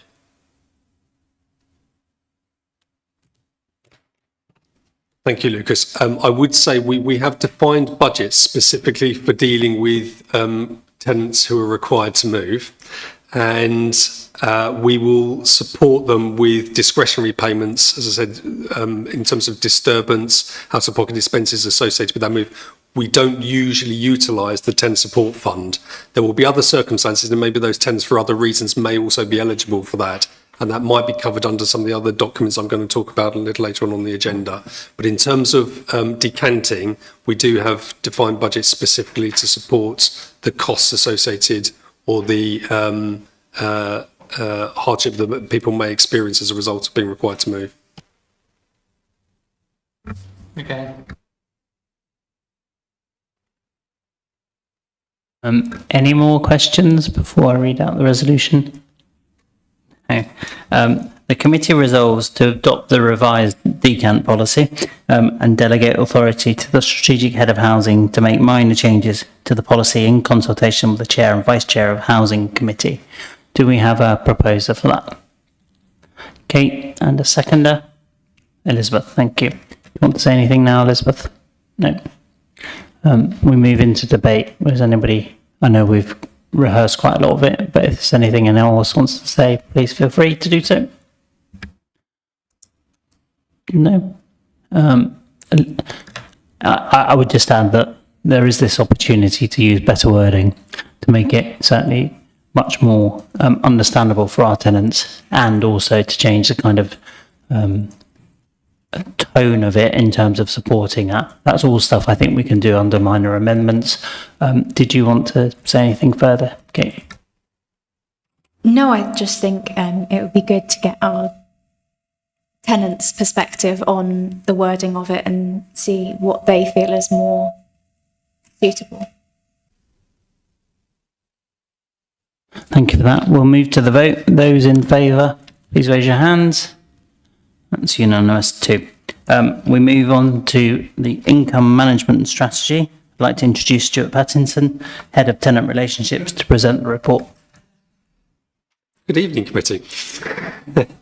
This revised strategy replaces that adopted by committee in 2021, and it outlines housing services approach and responsibilities to dealing with income collection, to ensure the future viability of the housing revenue account. The strategic and operational landscape has changed significantly since adoption of the previous strategy at the height of the pandemic. Therefore, over this summer, we've taken the opportunity to consult a wide range of tenants and stakeholders through a series of workshops to rewrite the strategy and an associated policy to ensure that it better reflects our tenants' needs now and in the future. It's aligned to the council plan and the regulatory framework and is informed by the wider national policy and economic determinants. The feedback received by you and others has been invaluable in shaping our revised strategic approach. The strategy sets out our vision to develop a culture where we support our tenants and leaseholders, intervening early to tackle barriers that stop them from managing their money and paying their rent on time. We'll also use our income to continue to provide good quality homes and support, such as through the Tenant Support Fund, particularly to those in greatest need. A robust and fair approach to income management also supports housing services to deliver efficient and modern services that offer best value for money. The strategy makes the 4 following commitments. We'll empower our tenants to manage their finances and prevent unaffordable debt. We'll take action to recover money owed to the service. We'll work with others to increase resources, expertise and service delivery. And we will be proactive and manage our income to meet current and future housing needs. The strategy sets out how we will work in partnership with other public and voluntary sector bodies to deliver high quality services and avoid duplication of effort. Our continued investment in local partnerships is essential to assist all of our tenants, and in particular our more vulnerable residents, to maintain their tenancies, access services and support, and make the most of living in the district. A comprehensive action plan with specific objectives against each commitment will accompany this strategy to drive delivery. Those objectives will be incorporated in our current and future service plans to ensure accountability. Officers are currently in the process of developing the strategic action plan, and this will be published alongside the strategy to further ensure transparency and accountability for tenants and for members. Through this strategy, we're committed to ensuring that the needs of our residents are being met and that the local people have access to genuinely affordable homes. This strategy also demonstrates the Council's commitment to ensuring, through enhanced joint working, our ability to shape the affordability and security of all properties owned, advertised and let through us to district residents. So committee is asked to adopt the new strategy to ensure the ongoing delivery of quality services to our tenants and to protect our financial viability and income to the housing revenue account. And arrangements were made for progress against the stated commitments to be reported back on an ongoing basis. Thank you. Any questions for Stuart? Carol? I'm not sure if this is a question or a comment, so excuse me if it's more of a comment. On page 177 at the bottom, it says, let me find it, it talks about using income to provide good quality homes, particularly to those in greatest need, and then it goes on and ensure the economic growth and prosperity of the district. I know the Housing Committee does lots of wonderful things, but I don't think can ensure the economic growth and prosperity of the district. And I don't think that's our job.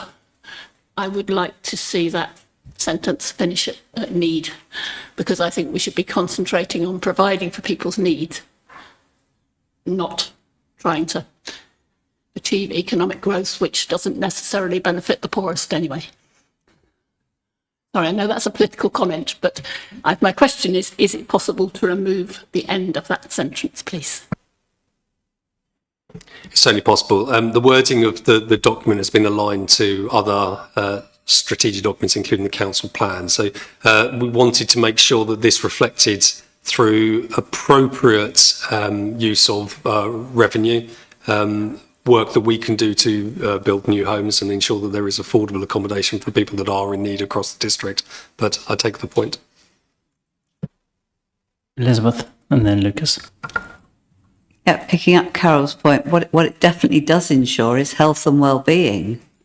And that would be a better thing to put, I think, in terms of, we know that's the outcome if we provide better housing. It improves the health and well-being, and probably does then support prosperity. But, health and well-being is what we know it does. Lucas? Thank you, Councillor Stanley. That's exactly my comment as well. And I find the word ensure very difficult. How on earth can we ensure that it happens? We can support it, we can encourage it, whatever, but to ensure is extremely difficult for us as an authority. Improve the health and well-being. Yeah, thank you, Councillor Stanley. Again. Is that a question, Lucas? No, I just find it. All right, okay. Support Councillor Stanley. Okay. Dave, do you have a question?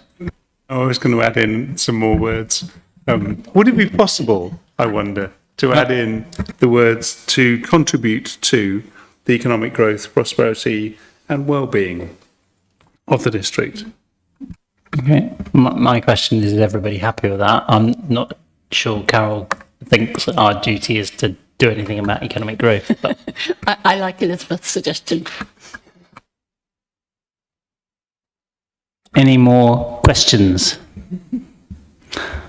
No? Okay. I'll read out the decision, then we can get into more debate if we haven't already done it all.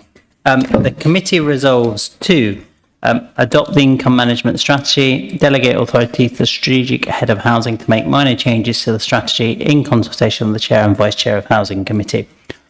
Do we have a proposer for that? Lucas, and then a seconder. Are you happy to do that, Dave? Is there anything you'd like to say now, Dave? This is, I think, all joking apart, this is a really important piece of work, and it's important that it's done with carrot and stick and the right balance of iron fist and kid glove to make sure that people are supported, but also to make sure that we look after our income so that we can do the things that we need to do for our residents overall. And I think this achieves that, and therefore I'll be supporting it in the vote. Elizabeth? Yeah, I just wanted to say that debt is such an emotional subject, and people who get themselves into debt or get into debt, not get themselves into it, suffer that huge emotional burden. And I really think this report shows that we are sensitive to that and trying to prevent people getting into debt in the first place, which is really, really important. So yeah, I'm very much backing this and saying this is the right approach. We're trying to, as it says here, empower tenants to manage their finances and prevent unaffordable debt. You know, we should all be doing that. It's really, really important across the whole of society. Debt is a big, big problem, and it doesn't need to be. We can tackle this. I agree entirely with them. Any further comments? Lucas? I would say for debt, the moment we take a mortgage out, we enter into debt. So it's unmanageable debt and owner's debt. But all debt, a lot of this society are debt slaves. And there's somebody at the top that gets all that interest. Where does it disappear to is my big question every day again. I suspect that's beyond our committee. I'm told I have to offer a break in at the end of this one, but the reason why I'm saying that is because I can't even remember who proposed. So with the proposer, I'd like to say anything. Well, basically, I feel we need to balance the income of the council with the health and well-being of our tenants. But we need to look after the health and well-being of all the residents in this district. So I feel, therefore, we're here proposing a policy that serves that purpose, certainly with the amendments that have been made also by other councillors to the wording. So I propose this motion. Take a vote. Those in favour, please raise your hands. Thank you, that's unanimous. I then move on to the break point. Do we want to take a break? Yep, let's take 10 minutes, 5 minutes. 5 minutes, and then we'll come back.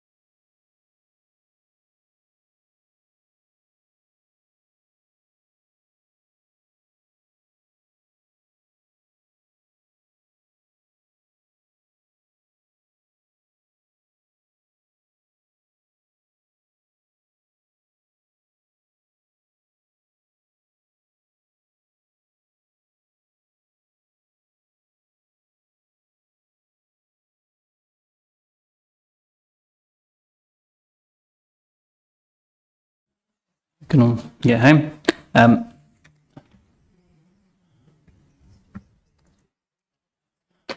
Ready. Our next item is our income collection and recovery policy, which will sound remarkably like our previous policy, but I'm sure Stuart will tell us the difference. I'd like to introduce Stuart Patterson, Head of Tenant Relationships, to present the report. Thank you, Chair. I will try and keep this introduction fairly brief because you will notice there's some continuity here. We've segued between a overarching strategic document that sets out our landlord's intention, and this provides the more operational framework for staff to comply with in delivery of that strategic objective. So the policy aims to promote a culture of payment amongst our tenants through a consistent approach, promote a collaborative culture, working in partnership with other departments and agencies to implement available preventative measures, provide a framework for recovering debt in the context of tenancy sustainment where eviction of tenancy is absolutely seen as an option of last resort, provide value for money, maximising income to the housing revenue account and demonstrating good financial management, and complying with legal and regulatory requirements and taking into account current best practice. So again, this policy has been written following extensive consultation with tenants and other stakeholders through a series of workshops over the summer. In order to support our tenants at every stage and prevent smaller debts escalating, this policy sets out our incremental process of early preventative action, voluntary agreements and repayment plans, legal action to recover debts, and our approach to enforcement following any legal action. The policy stipulates how we'll liaise with vulnerable tenants and their advocates in the respect of arrears recovery process, and how we'll take their specific circumstances into account. The policy has also been updated to reflect the Council's constitution and scheme of delegations with regard to authorising tenancy enforcement action.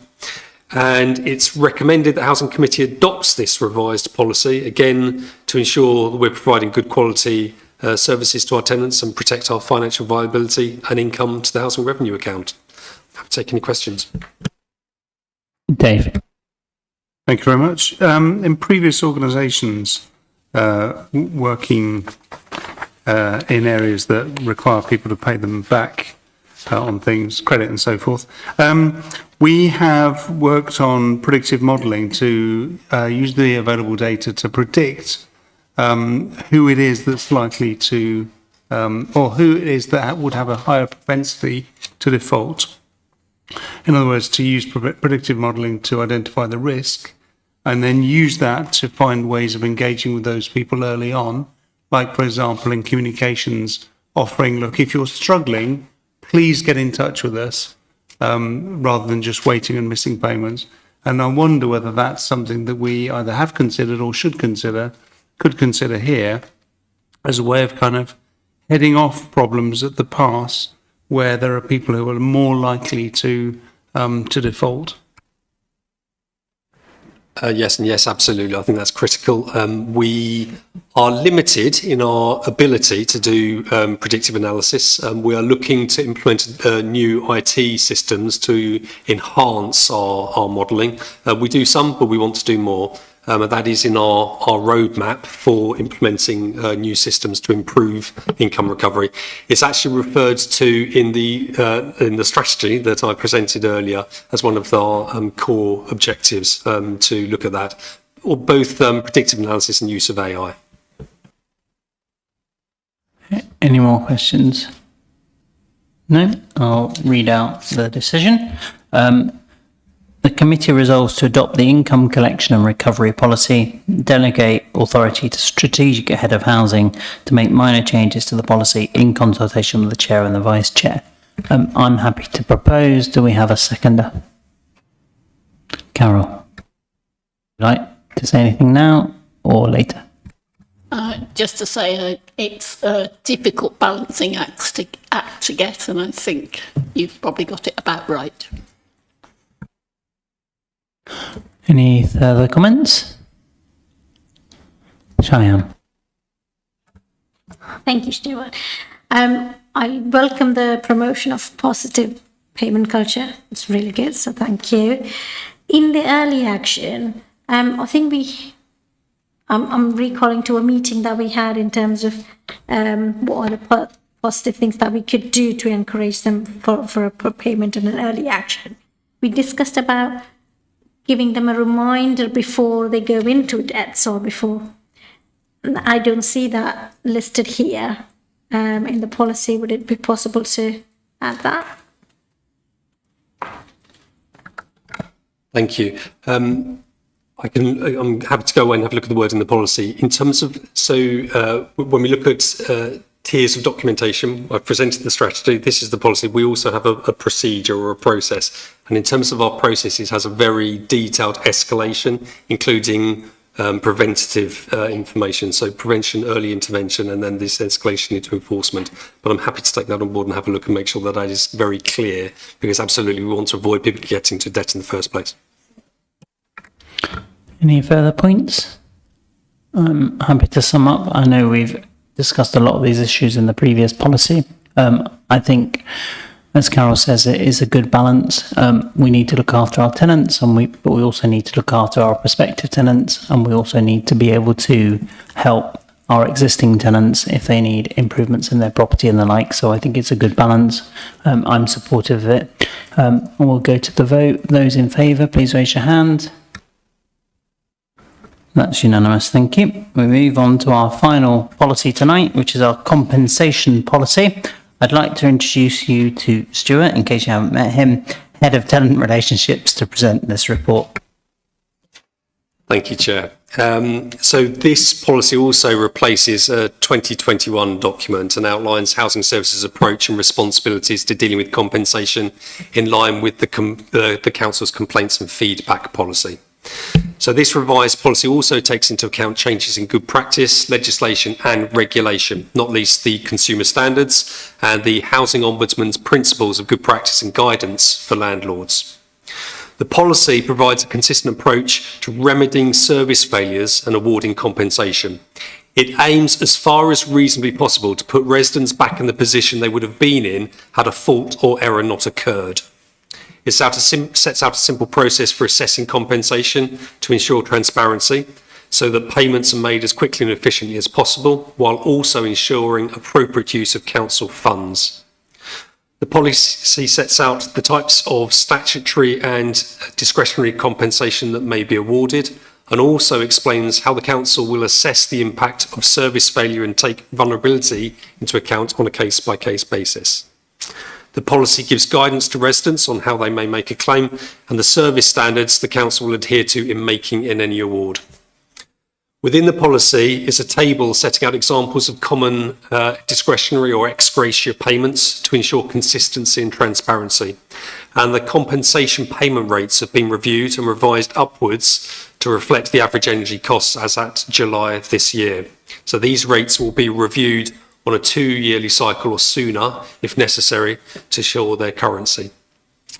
The council has a zero tolerance approach to fraud committed against it, and the policy sets out specific financial controls to ensure anti-fraud measures are taken into account and safeguard our public funds. And the drafting of this revised policy has included consultation with a range of operational managers and stakeholders.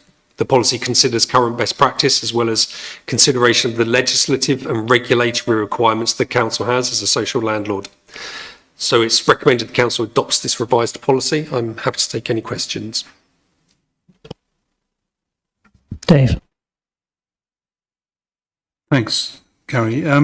Just one question on reporting, and it might be covered in the report further down the track, but how do we report actual payments on compensation payments?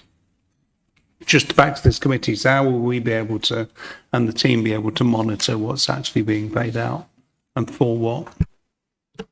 It's a very good question. I don't believe we have previously, but that's something that we can do. When we looked at the complaints report earlier, certainly we can incorporate the amount of compensation that's been paid linked to our complaints and feedback. There are other circumstances where compensation may be awarded, some discretionary payments, but we can certainly feed that back in terms of spend through the HRA. Yeah. Natalie.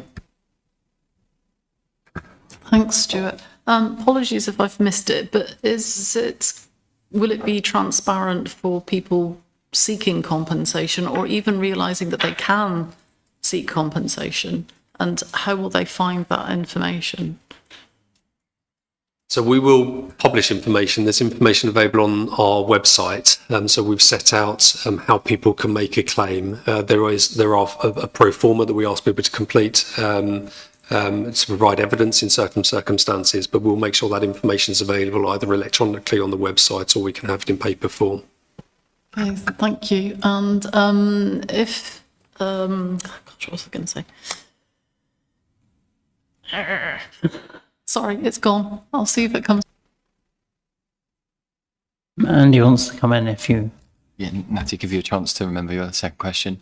In terms of the compensation stuff, if we are issuing a complaint, if we feel that that warrants compensation, then we will automatically put it forward. It's not a case of requiring the tenant to say, well, I expect compensation. We would say, yeah, we failed here, therefore we feel that this is a reasonable award against the policy as well. That's great, and that was going to be my question. As in SDC, are we proactive if we know that there's something wrong in compensating or starting the process? Thank you. Any more questions? Kate? Incredibly minor point. On page 210, in the table, some of the sentences start with capitals and some of them don't. I'd just like consistency.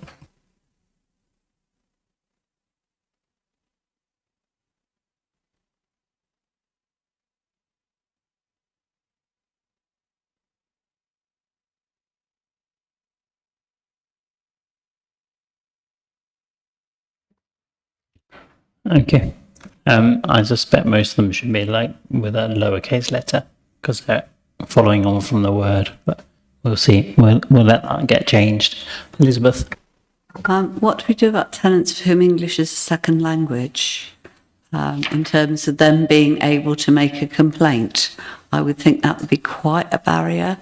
Is this something that would go through a housing officer, or what would we do? Yes, absolutely. So compensation or any other communication, we need to make sure that people have got access to those services. So again, there are tools within our website so people can get it translated into community languages, and we can, on request, if people want to have information, including the policy documents or any forms in a different format or language, we can provide that. I'm just thinking that people with English as a second language are less likely to know that there is such a thing as compensation for these things. They very often come from cultures where there wouldn't be. I don't mean that to sound patronising, I'm just saying we expect compensation when something goes wrong. If you haven't come from that kind of background, do you know to make a claim? Are the housing officers the people who would say to somebody, you know, you really need to make a complaint here? And do we say to the housing officers, look out for that? I think it's worth. Yes, no, definitely. So in the context of complaints and feedback, yes, then staff are proactive and they can submit complaints on customers' behalves. Absolutely. Mike? 4.7 on the remedy summary table. It says missed appointments where we or our contractors failed to attend. So if I've got an appointment booked for a contractor to come and they haven't turned up, I've been in all day, I then ring up and have a moan at the housing repair people and say, oh, they never turned up. Would I be automatically told that I could make a claim for compensation of 20 quid? Or would it be something that I have to find out on the website? Stuart? You should be told if you're right. So this policy is in place. It is in line with our repairs and maintenance policy and our service standards. So residents should be aware of their entitlements to compensation where there's a service failure.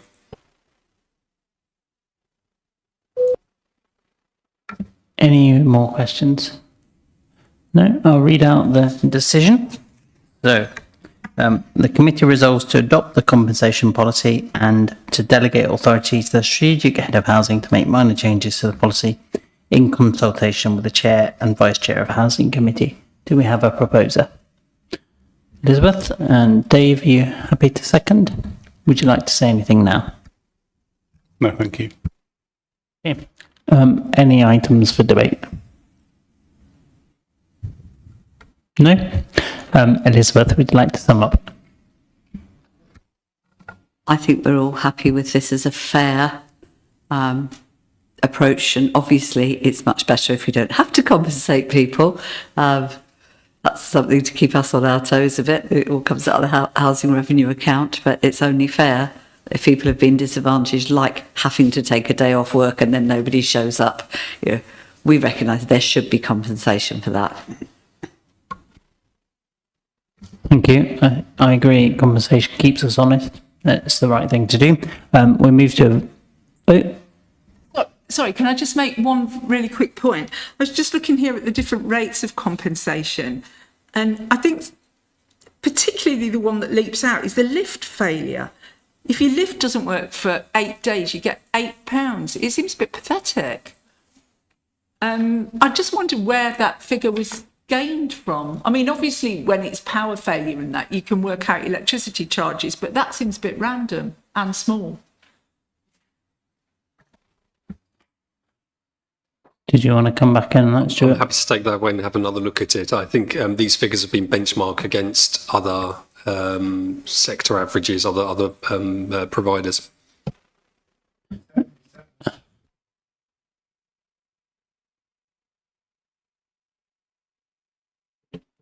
Yes, and the assumption would be that tenants have some alternative means of access or entry. Yeah. Okay, we're on the verge of the vote. Those in favour, please raise your hands. Thank you. That's unanimous. Yep. We then move on to the appointment to performance monitor. We haven't received any nominations for a performance monitor. Are there any nominations for anyone who would like to do that? No, we'll give you another opportunity at the next meeting. And then member officer reports to note.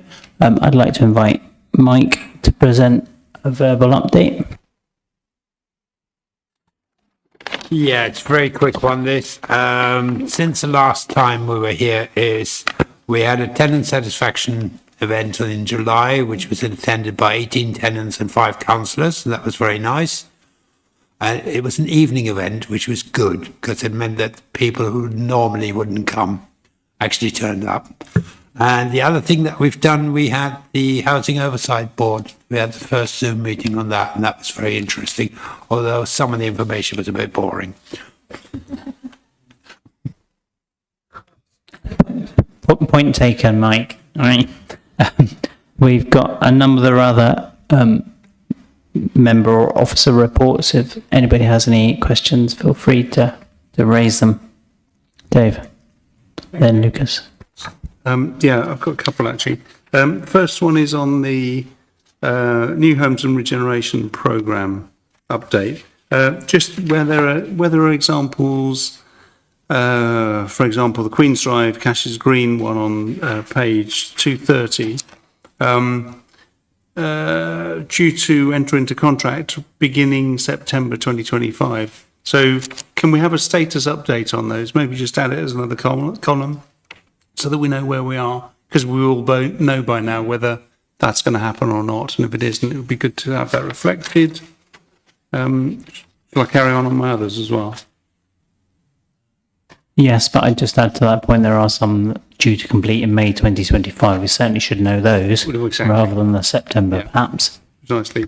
And then my second one is on page 291, which is decarbonisation, where we're 2.1. We're anticipating resident savings of £730 per annum on their energy spend. Will we be monitoring their actual savings, and if so, how? No, Tara's not here, but we can come back. Yeah, Tara can come back on that, but I don't believe we'd be monitoring their actual spend, so quite intrusive. So as far as I'm aware, the answer is no, but I'll ask Tara to come back on that one. All right, thank you. And then the fine. Presumably some tenants would be quite happy to work on that and, see what they're actually saving and share that.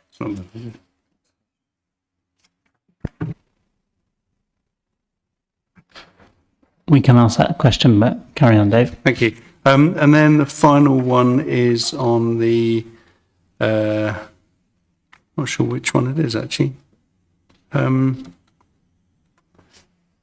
we're looking at EPC ratings, and we say that, as we know, we've got an average EPC rating of C across the piece. And it'd be good to, I think it would be helpful for us to report what the range is. So for A, B, C, D, E, what's the number that we've got in each one, knowing that C is the average, but in particular, how many have we got in D and E?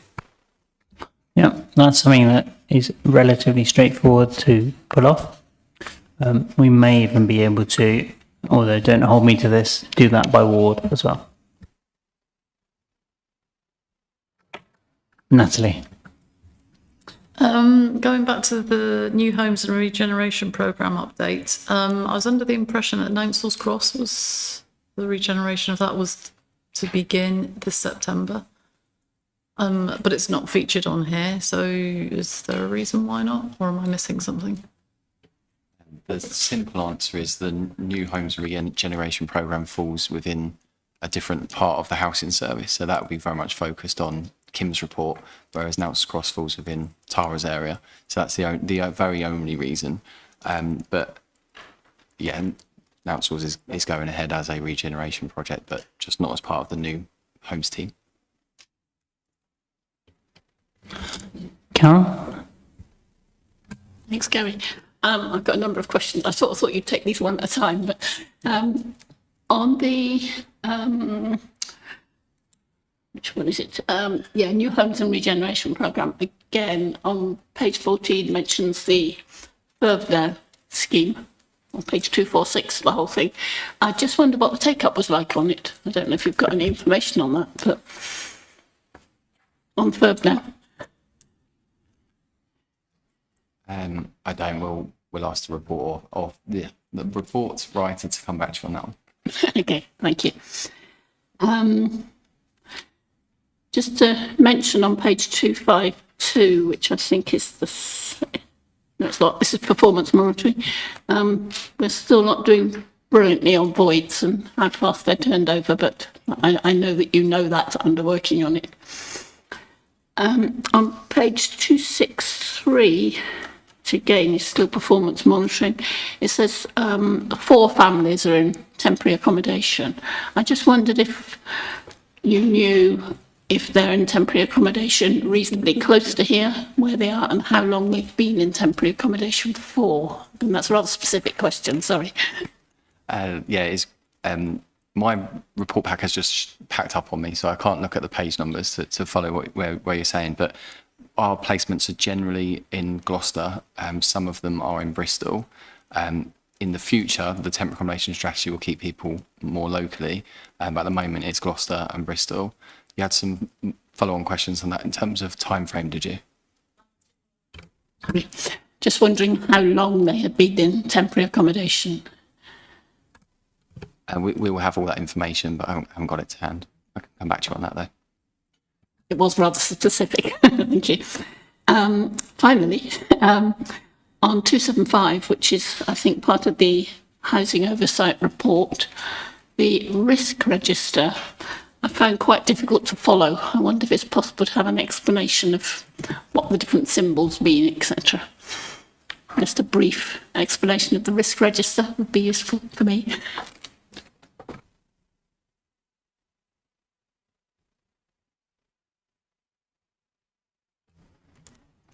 I've reloaded my report and Gary's given me the page. Let's have a look. So we've got the symbols in terms of the yellow triangles, green circles with tick in them. Those symbols, do you mean? Yes, I just couldn't quite follow what everything meant. So those symbols are basically the way that the system sets out what the risk level is. So if it's green with a tick, it means it's managed, it's a low risk, whereas when it becomes a warning triangle, it's more of a greater risk. Then you've got a triangle on the bottom, so the strategic risk register with a red dot in the middle. So it's basically effectively telling you that it's a greater risk. So when you look at the trends on the right-hand side, you've got the green ones, the yellow ones, and then the orange. They're basically telling you that that is a higher risk. we're more worried about those ones than we are of the green ones, because they're a risk, but they're either well managed or under control, whereas the other ones are either a greater risk as they're more severe, or they're more likely to happen. But yeah, I appreciate that's not overly clear from the report. Yeah, if it could maybe have some sort of a code to tell you what's what, I think it would help.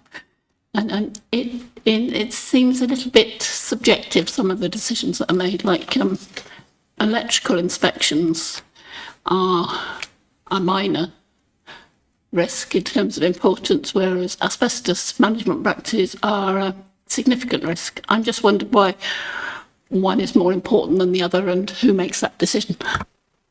Yes, it's not the importance, it's not necessarily how it is, it's how it's scored in terms of that risk. So electrical safety is absolutely a high risk, but if it's well managed, then it's a risk, but it's a well managed risk. That's why it's scoring lower. Whereas if something is not well managed or has a bigger impact, then that's basically the scoring. But I'll make sure we make that clearer in the future report. Did you have a follow up on that? Thank you. Yeah, just if it's made clearer next time, that's fine. Thank you. Kate? So my question was about the performance monitoring and about invitations to the performance monitoring outside of the committee membership specifically.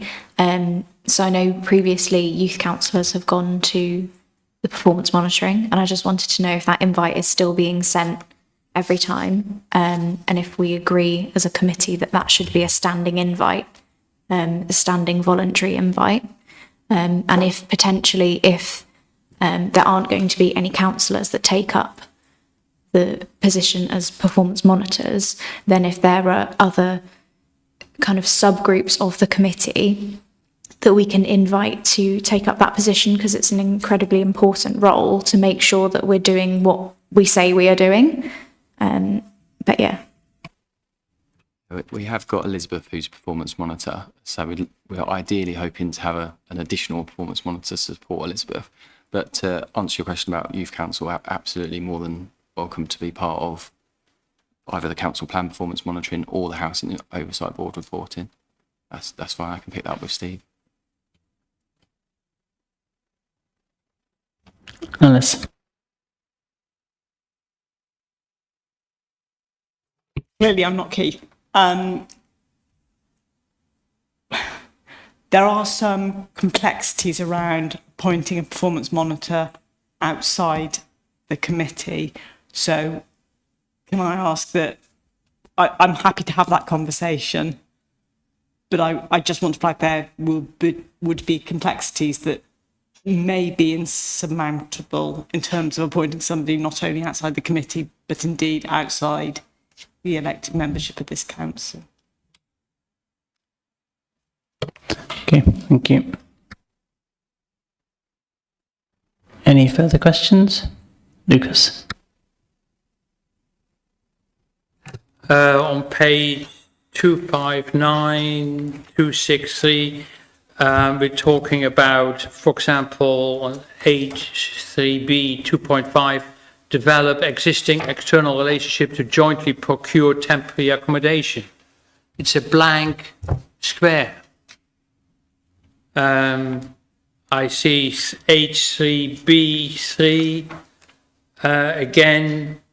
I see no development. I feel the whole issue of using our voids, or for example, when we talk about Uli and have these Swedish homes empty for now, some of them 3 years, I feel, actually, in my view, that's unacceptable.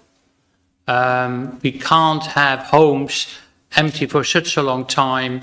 We don't seem to have any initiative to find, except for what Andy has also outlined, that we start using our own stock for temporary accommodation. There doesn't seem to be any creative solutions to use our bare sites, for example, be it Brunssum Port or Cheapside and other places for actually temporary accommodation. Years ago, we used pretty rundown properties in Bridge Street right next to Tricorn House, and we gave them to groups of people to do up and live in. I feel there's a lack of lateral thinking going on that are really sort of, yeah, as you can hear from me, actually winds me up a bit. I see other authorities doing all sorts of things and we don't, or we don't manage. I'm not saying that's due to lack of effort or whatever, but something seems to conspire against actually coming up with a solution. And certainly when I see that temporary accommodation is being arranged for families, but it specifically doesn't mention single people. So that's for me a very sore point. And the only other comment, and I could call it meanwhile use, yeah, sort of Brimscombe Port. I know there's all sorts of barriers to using it for housing, but we could have used it for other stuff. I believe there's finally now some conversation going on with the long table for some things, but we may, somebody mentioned to me today that as a council that's possibly finishing in 3 years' time, I'm saying possibly because I'm still not 100% sure that what is going to happen, and nobody is, that they leave a legacy project. That's, you see, this is what we could have done. And I feel we should make a list of things that we feel we've done extremely well at, and there's lots of it, but also some things that we actually obviously have failed. Because I don't want the press just get hold of the negative aspects, and we have a lot of positive things to look at as well. Thank you, Lucas. Any further comments? Dave? Thanks, Gary. Yeah, it was just to echo Lucas's point about vacant properties and kind of supporting some of the people who currently don't get well served in terms of temporary accommodation, but also supporting the need to develop skills. And I think, Lucas, we were both in a meeting with some of the members of RISE where there was a suggestion that long-term void properties could be populating, or could be housing rather, young people particularly, and they could be doing some of the work, learning alongside, and a kind of an informal apprenticeship idea, learning some trades to actually do those properties up and get them back into a habitable state. And that not only houses people who are finding getting housed quite difficult, but also gives them trades that they, an experience that they could potentially use to find employment around the district later on. Okay, thank you. Elizabeth?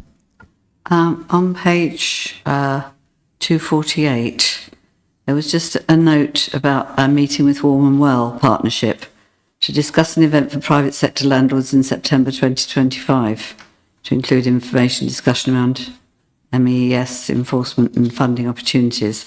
It says the milestone hasn't been completed. Has there now been a meeting with Warm and Well to arrange this, even if it's not going to happen in September 2025? I think it just seemed odd that that meeting was on the list of things to do, and I wondered why it hadn't happened. It sounded like a relatively simple thing. I'm not sure. I can speak to the service lead for that area and ask that they come back to you. Okay, thanks. We are only at the 9th, so it might be that it's later in. Any further points? No? Thank you. We'll move on to the last item, which is the work programme. If you put that up for us, Charlie. Do members have any comments, questions on the work programme?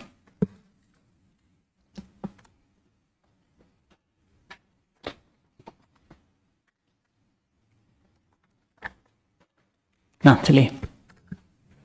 I still feel like I'm wearing L plates in this department, but picking up on what Dave's raised and Lucas about empty properties and young people being involved with perhaps refurbishing them or whatever, is that something we can pick up as part of a work plan? as to have conversations about. I don't know quite how it would work. I'm just kind of putting it out there. It's certainly something we can discuss. More than happy to talk about that. Okay. Does it go on the work plan? Or- It feels like it's more of a informal conversation initially, and then if that was to be worked into something for a decision, then that would then come to committee. So, yeah, I'm not sure that it would necessarily work. So it'd be good to have you in a room and talk through what your ideas are, because the properties that we've got that are void, they're either void in the long term for a reason. For example, they're not fit for human habitation, and therefore we couldn't put someone in there to do them up. Or if we're planning to knock them down anyway, then there'd be no point in them being there to do them up. And then some of our other properties, in terms of the longer term voids, they're void because they need whole house work, which is probably above the skill set maybe of people who want to come in and learn. But there's certainly some form of role that we could have a conversation about. So I think it's probably outside of this meeting, but with a view to bringing something back for a decision. Any further comments? Can we see that later on? It's December and March. You've got them in your pack as well. Did you want to add something, Elizabeth? Just your lights on. No. Okay. Oh. Okay. Natalie? It's more to do with the dates. Do we have, I know March seems like a long time away, but do we have future dates for housing yet, or is that?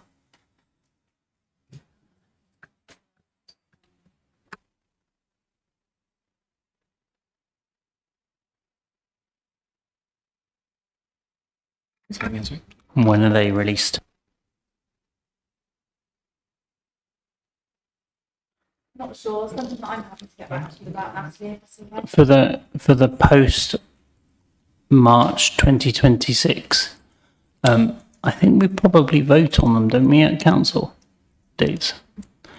So I don't know when that is, but that's some time. Any more comments? No. All that remains to me. Oh, Lucas. When people say that they're going to come back to us, is there a timescale attached to that? Andy. I'm not sure if there's a corporate timescale, so I'll look to my right. No pressure. Should be as soon as practical. Yeah, our corporate response in terms of usual communications is 10 working days, so I assume that would be the same. But yeah, if we can do it quicker, we would. Okay. As part of that, can we request that where possible, those responses are included in the minutes at the next meeting, so that anyone who's watched the recording then can see the responses once they've been given?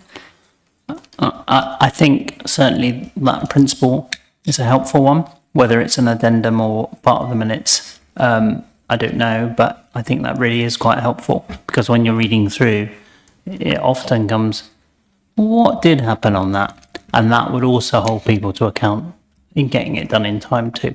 So I think that's a good suggestion, and we can probably work a way around making that work. Any more comments? No, it does finally remain to me to say thank you for your contributions. One of our longer meetings